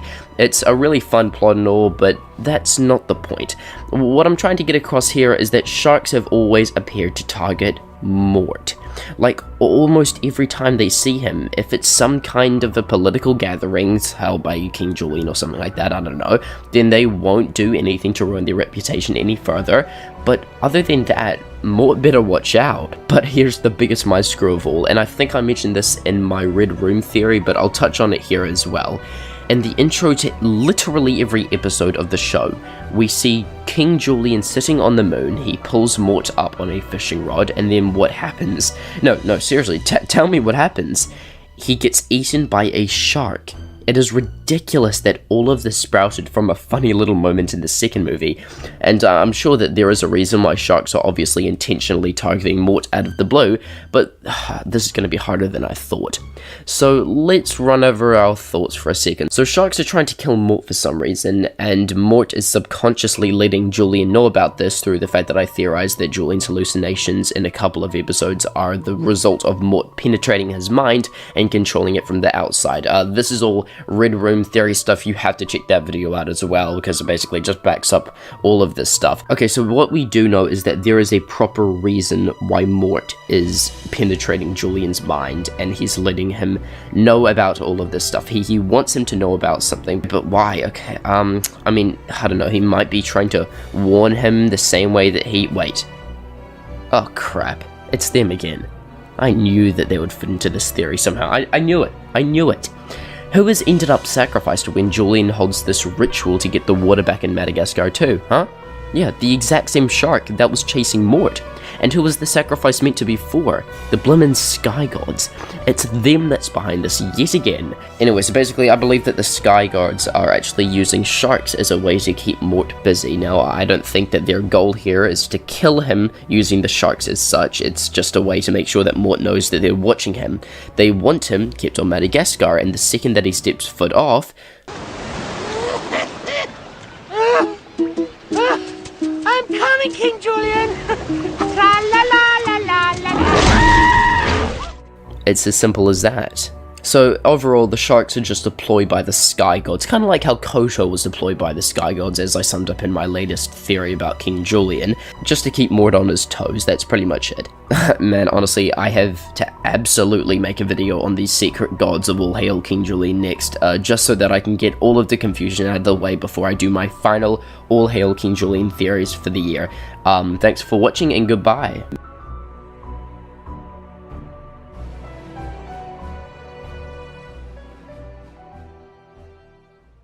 An everlasting question that's been going around as of late through the Mort theory community is, what is the age of Mort the Lemur? I have gotten some requests about this, but I haven't really gotten around to talking about it yet because, well, it's very complicated. If we were to find Mort's age, we would have to uncover his entire backstory with great detail, every adventure that he faced, every time frame that said adventures took up. After 2 years or so of pretty intense Mort theory findings, including several individual theories, I've been able to display somewhat of a timeline for him. I'll use that timeline today to show you all a pretty good understanding of how old Mort actually is. So in order to figure this question out, you first need to take a strong look at Mort's history as a character that we know of. Now please note that none of of what I say is meant to be taken seriously. I just like to rant on about the Mort theory, so don't get your head in a twist or whatever the heck that means, blah blah blah. So, Mort started off his death as shown by various evidence in the theorizers' videos. He lived in Francois amongst all the other sky gods of the universe, but for some reason or another he got banished and was kicked out. He was exiled to the island of Madagascar, and the other sky gods used it as a prison to keep tabs on him, but he escaped. For some time he traveled the multiverse, absorbing different versions of himself, which we like to call the Mort personas, and using them as a way to hide from the sky gods. Eventually, for some reason, probably to do with the sky gods figuring him all out, he had children with one of his 12 wives, died, and then somehow reincarnated himself into his children's family, which very well could have been incest. He was raised by his own kids with several siblings and grew up practically unrecognizable as who he was before, that being death. However, Mort actually forgot about almost everything that he experienced in his past life, so he grew up as just another citizen of Madagascar hidden from the sky gods. But to make it even better, he still had his supernatural abilities to consume the essences of other beings. This new life all feeds into All Hail King Julien and the Madagascar franchise. So that is a very short summary of Mort's past history. Now we have to figure out the tricky part. How long did Mort live for in each of his two lives? Yeah, it's pretty complex. So let's take a look at his second life as a mouse lemur. In All Hail King Julien, we find out that Mort was born about 5 years premature. He laid an egg 40 years beforehand, which was Todd. The show itself takes place over the course of 6 years, which is the equivalent of 6 seasons, and in one of the episodes, Mort states that his Grammy/potential daughter told him a secret recipe 50 years ago. So already it's guaranteed that Mort is at least 50, and probably more. Let's assume that Mort was told this recipe by his Grammy sometime before he was 10, so roughly the age would be somewhere between 50 and 60. Then there's the aspect of Grandpa Mort, who is most likely Mort's son. Mort remembers Grandpa being with him, his siblings, and Grammy Mort during Hanukkah, since every character in the show is somewhat Jewish. But what I want to take a look at here is how long was Grandpa Mort in prison for, because I truly believe that if we can figure that out, then we will have a much better idea of Mouse Lemur's Mort's age. So Grandpa Mort said to Julien in that one scene that Julien's great-great-great-great-great-great-great-grandfather was responsible for locking him in prison. Since Julien's grandfather is Princess Julien and Uncle King Julien's father, and he would have been King Julien the 11th, King Julien the 10th would have been Julien's great-grandfather. That would make the culprit behind this King Julien the 4th. Now let's assume that since our Julien was probably put on the throne in his early 20s, maybe 21, which is ridiculously early, let's say that the average age to become king of the lemurs is at around about 30, and then would reign for about another 20 years or so before probably dying to a Fusa attack, to which the heir would take over. King Julien IV's reign to 5 years through King Julien XIII's reign is about 185 years. Okay, math time. Lemurs on average live for about 17 years, and we are to assume that the kings live for 50 human years, so 17L equals 50H. 1 human year equals 2.94/3 lemur years. 185 lemur years is the key, however, so 185 LY equals 3.7HL. 185 lemur years equals something mouse lemur years. Mouse lemurs live for 7 human years on average, so 50 divided by 7 equals 7.14. 185 divided by 7.14 equals 25.91. So in conclusion, 185 lemur years is the equivalent of basically 26 mouse lemur years. Grandpa Mort was in jail for 26 years, meaning that Mort would have missed at least 24 years with his pop since he is at least 50, but Mort actually says that Grammy Mort gave him the recipe like 50 years ago, so it's not confirmed as 50 years exactly, only an approximation. At the end of the day though, this is all we know about Mort's second life. He was born into a family of his incest children with several other siblings. Assuming that he's 55ish at the end of the show, he was given a secret recipe from his Grammy at the age of 5. He had a child with his first wife Tammy at the age of 10, which gave birth to Todd. His grandpa went to jail when Mort was 29. Mort most likely consumed his Grammy's essence sometime slightly before this, when Mort was around about 20, and Mort met and joined King Julien XIII at the age of 49, maybe 50. So yeah, I don't really think that it's much of a possible question to answer about how old he is exactly, because there are just so many gaps to fill that it's basically impossible. As for his first life, man, honestly, Mort was around since the beginning of time. His two lives are like the Old Testament of the Bible compared to the New Testament. There is just such a massive difference in time. This is like 13 billion years compared to 50 small years, and there simply isn't enough deep backstory about his first life to fill up even a fraction of that time. So yeah, all I can really say though is that Mort is pretty much 55 5 or so years old in his new life. Really all that I did in this video was just give some explanation to his second life. Anyways, thanks for watching the video, subscribe to the channel if you want, and goodbye.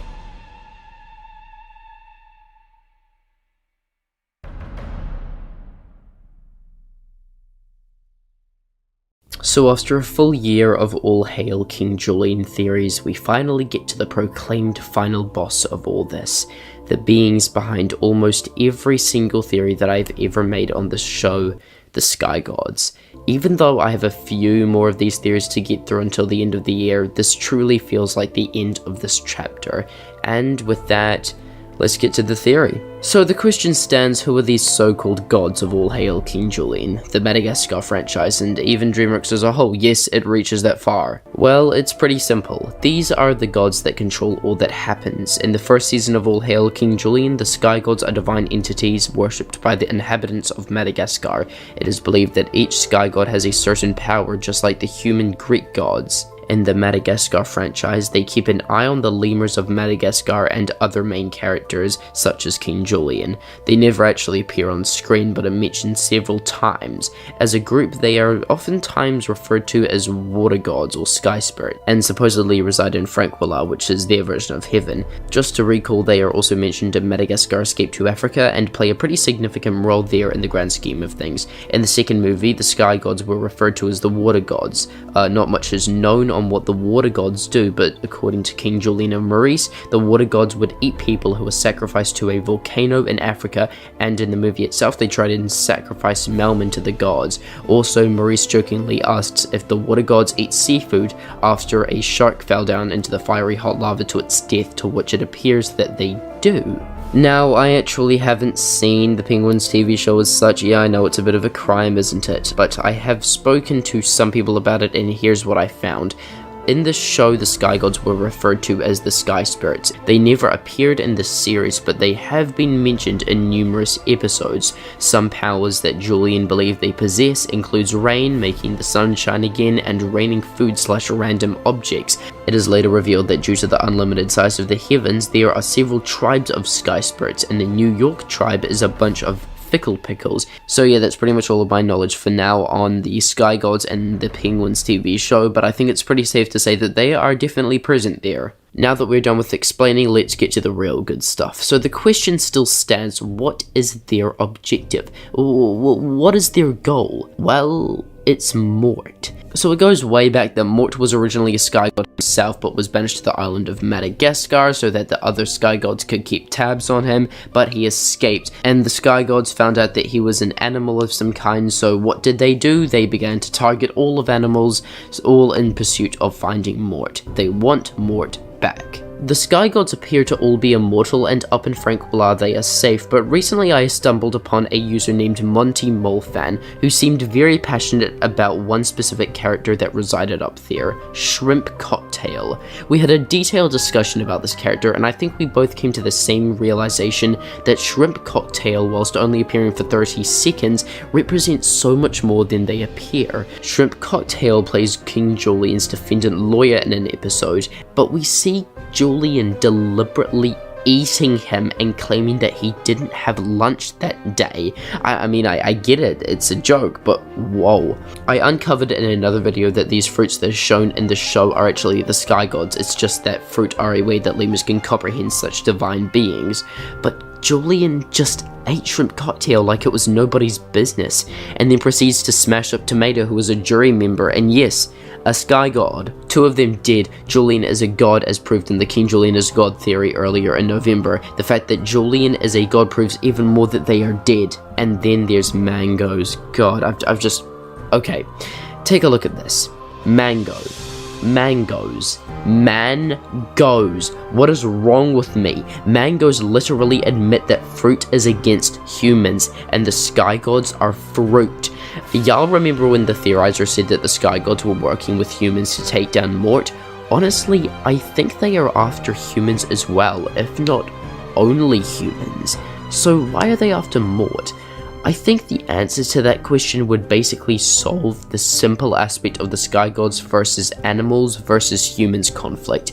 I find the All Hail King Julien episode where the gang finds some plant food that washed up on Junk Harbor, to which they use said plant food to grow the mango quantity rate exponentially, then the gazillions of mangoes suddenly turn into a giant living sentient mango that wants to suck all of the knowledge out of the citizens of Madagascar, to which Julien and that all nuke the giant mango. It's one of the weirdest episodes in the entire show, and the fact that its mangoes are even more interesting. It's funny how Mort, of all people, knows to press 0. Did you try pressing 0? Does that work? And also when Timo does so and the hotline for the plant food picks up, it appears to be a human talking. But wait, we already know that animals cannot understand the human language, as seen in Season 3 Episode 7, Close Encounters of the Mort Kind. A nuke appears right out of the sky literally the second that Timo calls them and hits the giant mango at full blast. Was that the Sky Gods? And then the episode closes with this. Father?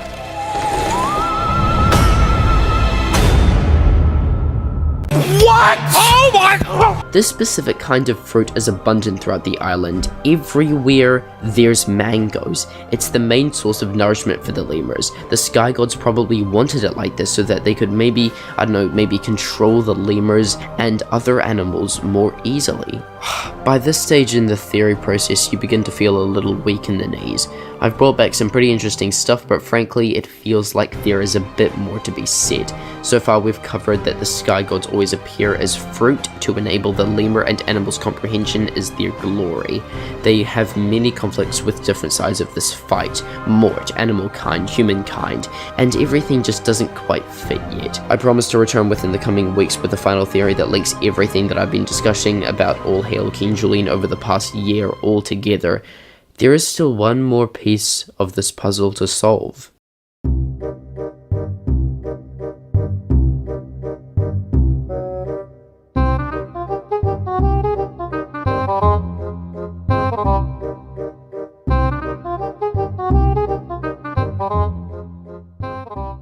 So I haven't really done that much videos on Mort in 2022, but I do promise to cover some more of his stuff next year because he is one of the most interesting characters out there. His backstory is wild. I've been playing around with a little theory since maybe May, I think, but in All Hail King Julien, which is one of the Madagascar spin-off shows, which is so good, y'all, you have to watch it, there is a really interesting scene with Mort in a very specific Exiled Season episode, and that is the mysterious wardrobe scene from episode 5, Raiders of the Lord Shark.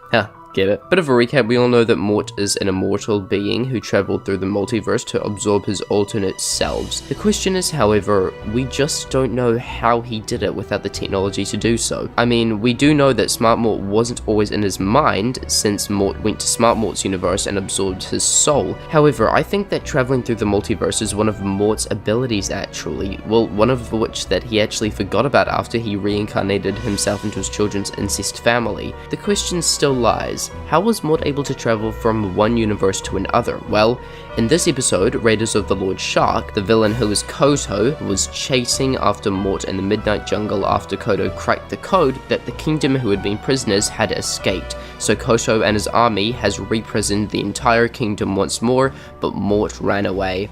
So he's running through the jungle, right? And suddenly a wardrobe appeared. Like, out of nowhere. It appears to be a wacky Narnia reference, but when Mort runs inside to hide, he arrived to the real life where he met his grandma, who said that she sees that Mort finally came down the wishing well and offered him to hide in that reality, but Mort escaped again, back to All Hail King Julien. Based on what we're seeing here, I think that we've just figured out how Mort is able to alternate universes with his own mind, and the real life scenes we saw is actually an alternate universe, and he traveled through the multiverse this way.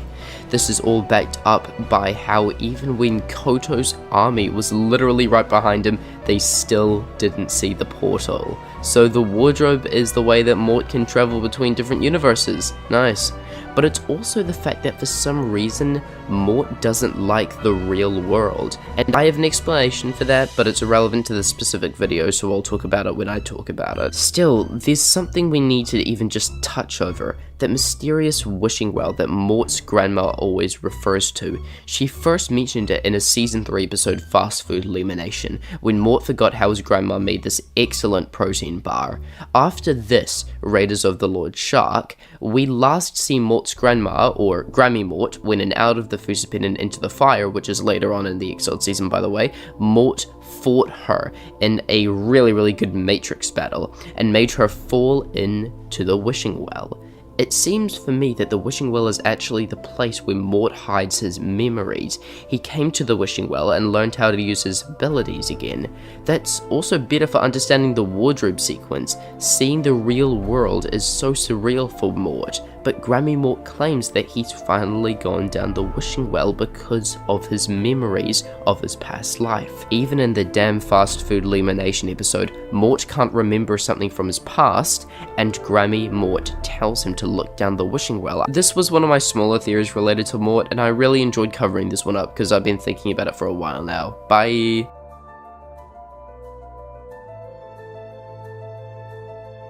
I've crawled into the mind of Mort from Madagascar, seeking something that I didn't even know existed, and I came out with just a little bit more than I wanted to find.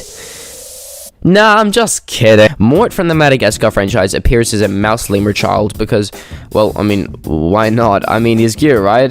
Oh, let's see, so cute. Oh, look at him. Sorry. Oh, Alex, what did you No, stop. It's okay. I'm just a silly lion. Mort is not cute, let's just get that out of the way. Mort is ugly and hideous. He is an abomination of a character. In fact, he's not even worthy of being a character. He is evil, truly a mastermind of villainy. He absorbs other people's souls because he is death. That's right, Mort, the cute little child, isn't even a child. He's like 13 billion years old. Wait, just give me a sec.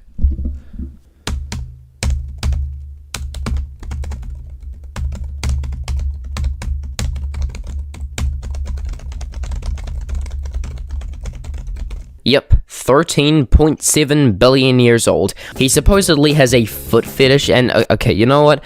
I gotta save something for the video, or else I'm gonna run through everything in the first 2 minutes. I mean, you really want to see a 2-minute video with me ranting on about Mort's incest family?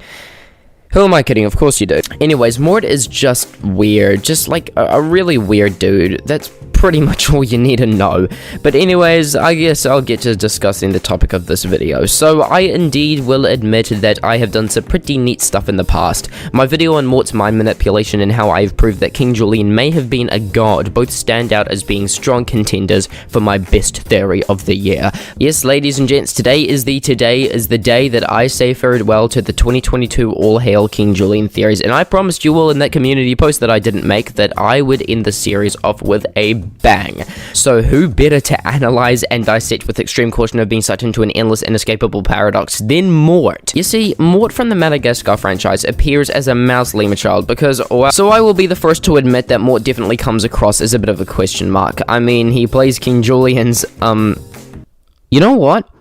I don't actually think I know anyone on planet Earth that knows why Mort is actually there. I mean, he's really just some KJ-obsessed lunatic that follows Julien around and watches him while he's asleep. So a bit of a recap as to what I've found out about him. Mort is given such a detailed and, okay, you know what, I'm just gonna say it, layered backstory. To go back 13.7 billion years, Mort, and I kid you not, was one of the gods. Yup, he lived right upstairs with the other all-powerful immortals. Each god had a specific quality to them. Gladys was the goddess of fruits and grains and also had the lowest temple of them all, to the point where she smited the lands of Madagascar because, I don't actually know. I mean, someone probably just forgot to add in the extra sugar. I said extra sugar in my pumpkin spice macchiato! And then there were others such as Kevin, the god of precipitation, and who was also the most sensitive of all the gods. All my Kevins out there, I love y'all. You guys are neat. In fact, if you're watching this video, I love you. Why not? Whether your name is Jeremy, or Sarah, or Hannah, or yes, even Hoyt. I love you. Just please don't come knocking at my doorstep because I express genuine care for the 6 people that watch me. Anyways, where were we? Oh yeah, mort. So all the gods had their little gift that they could use to literally demolish entire populations, but out of all of them, guess what kind of stupid ability Mort was given? Death. Yep, Mort got the privilege of absorbing the souls of other beings. That's so stupid. Oh wait, actually, you know what? That's kind of neat. So Mort was obviously unhappy with the role that he's been given in the grand scheme of things, so he goes right up to the pineapple in charge, who just so happens to be the main man of the Immortals, Frank, and tries to snatch up his role for his own profit. They engage in an epic battle for the ages. Actually, you know, sorry, just wait. Okay, that's not part of the script. I was just so invested in, Mort. Honestly, what are you doing with your life if you're not invested in Mort? So to summarize, Mort gets 360 no-scoped out of Frankwillar, which is the DreamWorks sonification of heaven, and lands on some stupid planet with, like, no other people, bruh. Wait, actually, no, wait. Okay, no, that's Earth.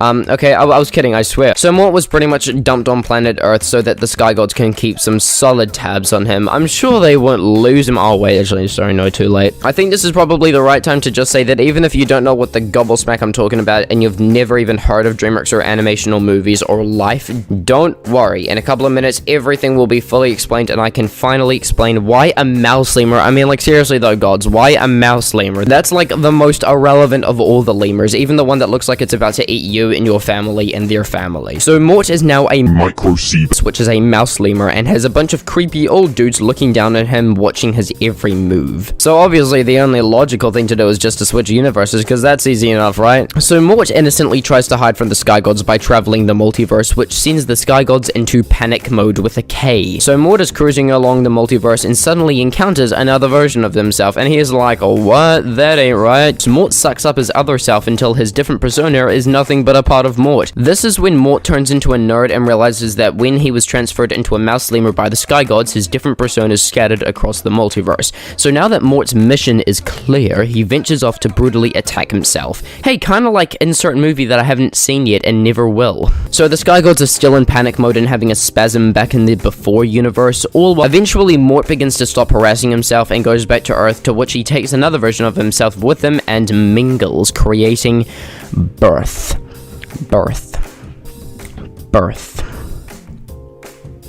Presumably, Mort eventually gets hungry and absorbs his own wife's life form, and soon after that, the Sky Gods spot him and FBI his house. So what must Mort do in this particular situation to avoid getting back to square one? He somehow finds a way to die, and then reincarnate himself as the child of his own children.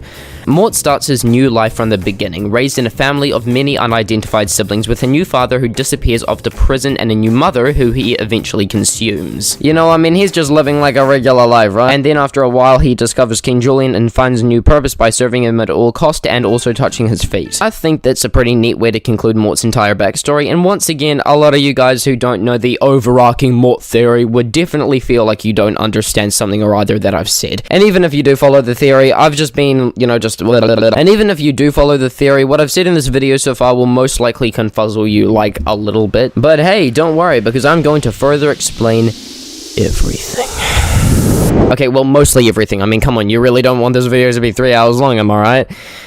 Who am I kidding? Of course you do. So the Sky Gods are these mysterious beings that are always somehow present throughout DreamWorks. They are all-powerful and mighty, but have ever so rarely shown their faces. Something interesting about them is that they don't actually appear as gigantic beings with raging biceps and are like 100 feet tall like me. When all non-immortals bear witness to them, they always see fruit and I guess vegetables. That is because fruit and I guess also vegetables are the only way that Earth dwellers can comprehend their glory. There is one exception, however. In the opening scene of the opening episode of the closing season of All Hail King Julien, aka Julien 2.0, we see Julien where he is actually able to imagine the Sky Gods as bicep guys like me. So the reason why Julien is actually able to imagine the Sky Gods as the big bicep guys is because Julien is no mortal. He is also a god. That was a little something that I forgot to mention way back when in my theory on him.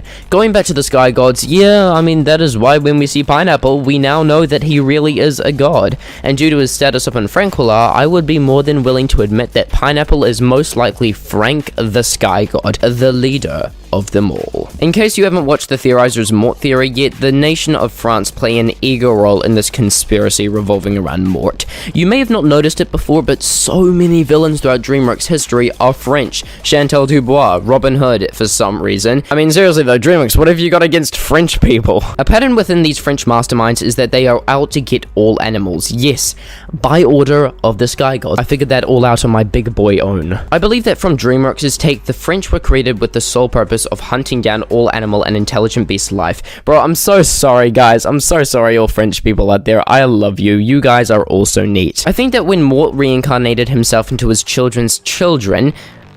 Wait, is that really? Oh yeah, that's actually in the script. I forgot that Mort was weird. The Sky Gods, for some reason, didn't actually know what animal he was, so they just decided to obliterate all animals in general. And when you have these intelligent creatures like the Shrek gang or the penguins and the rest of the Madagascar gang, I guess, fighting back, it's an all-out war between animal and human. Okay, we've got a lot of big stuff coming up. It's like spoilies, so serious voice now. I'm sorry, I can't do that. I'm in such a giggly mood today.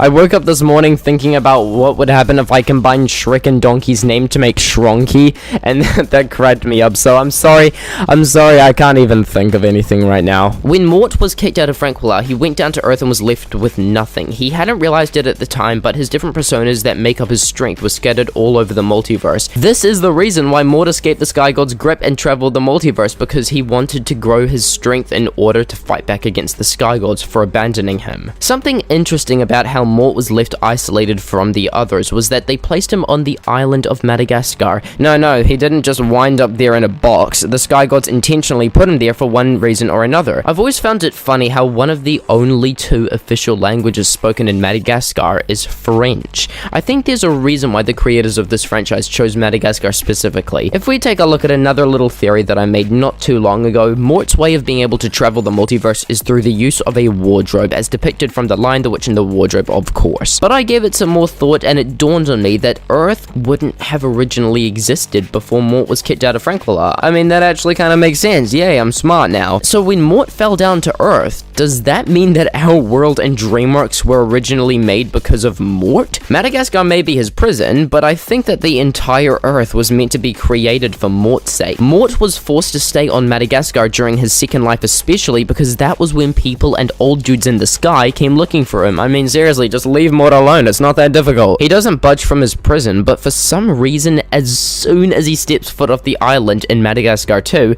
the tone shifts.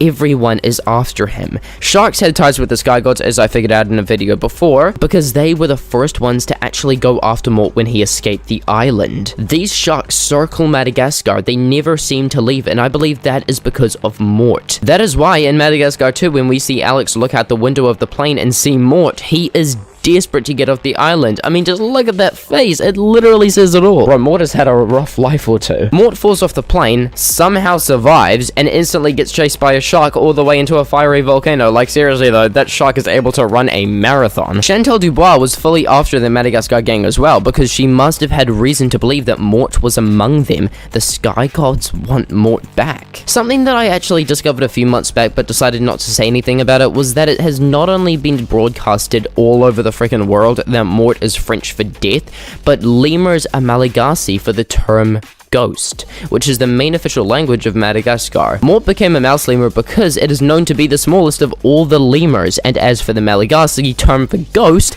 Mort became a lemur in general to hide. Ghosts aren't visible.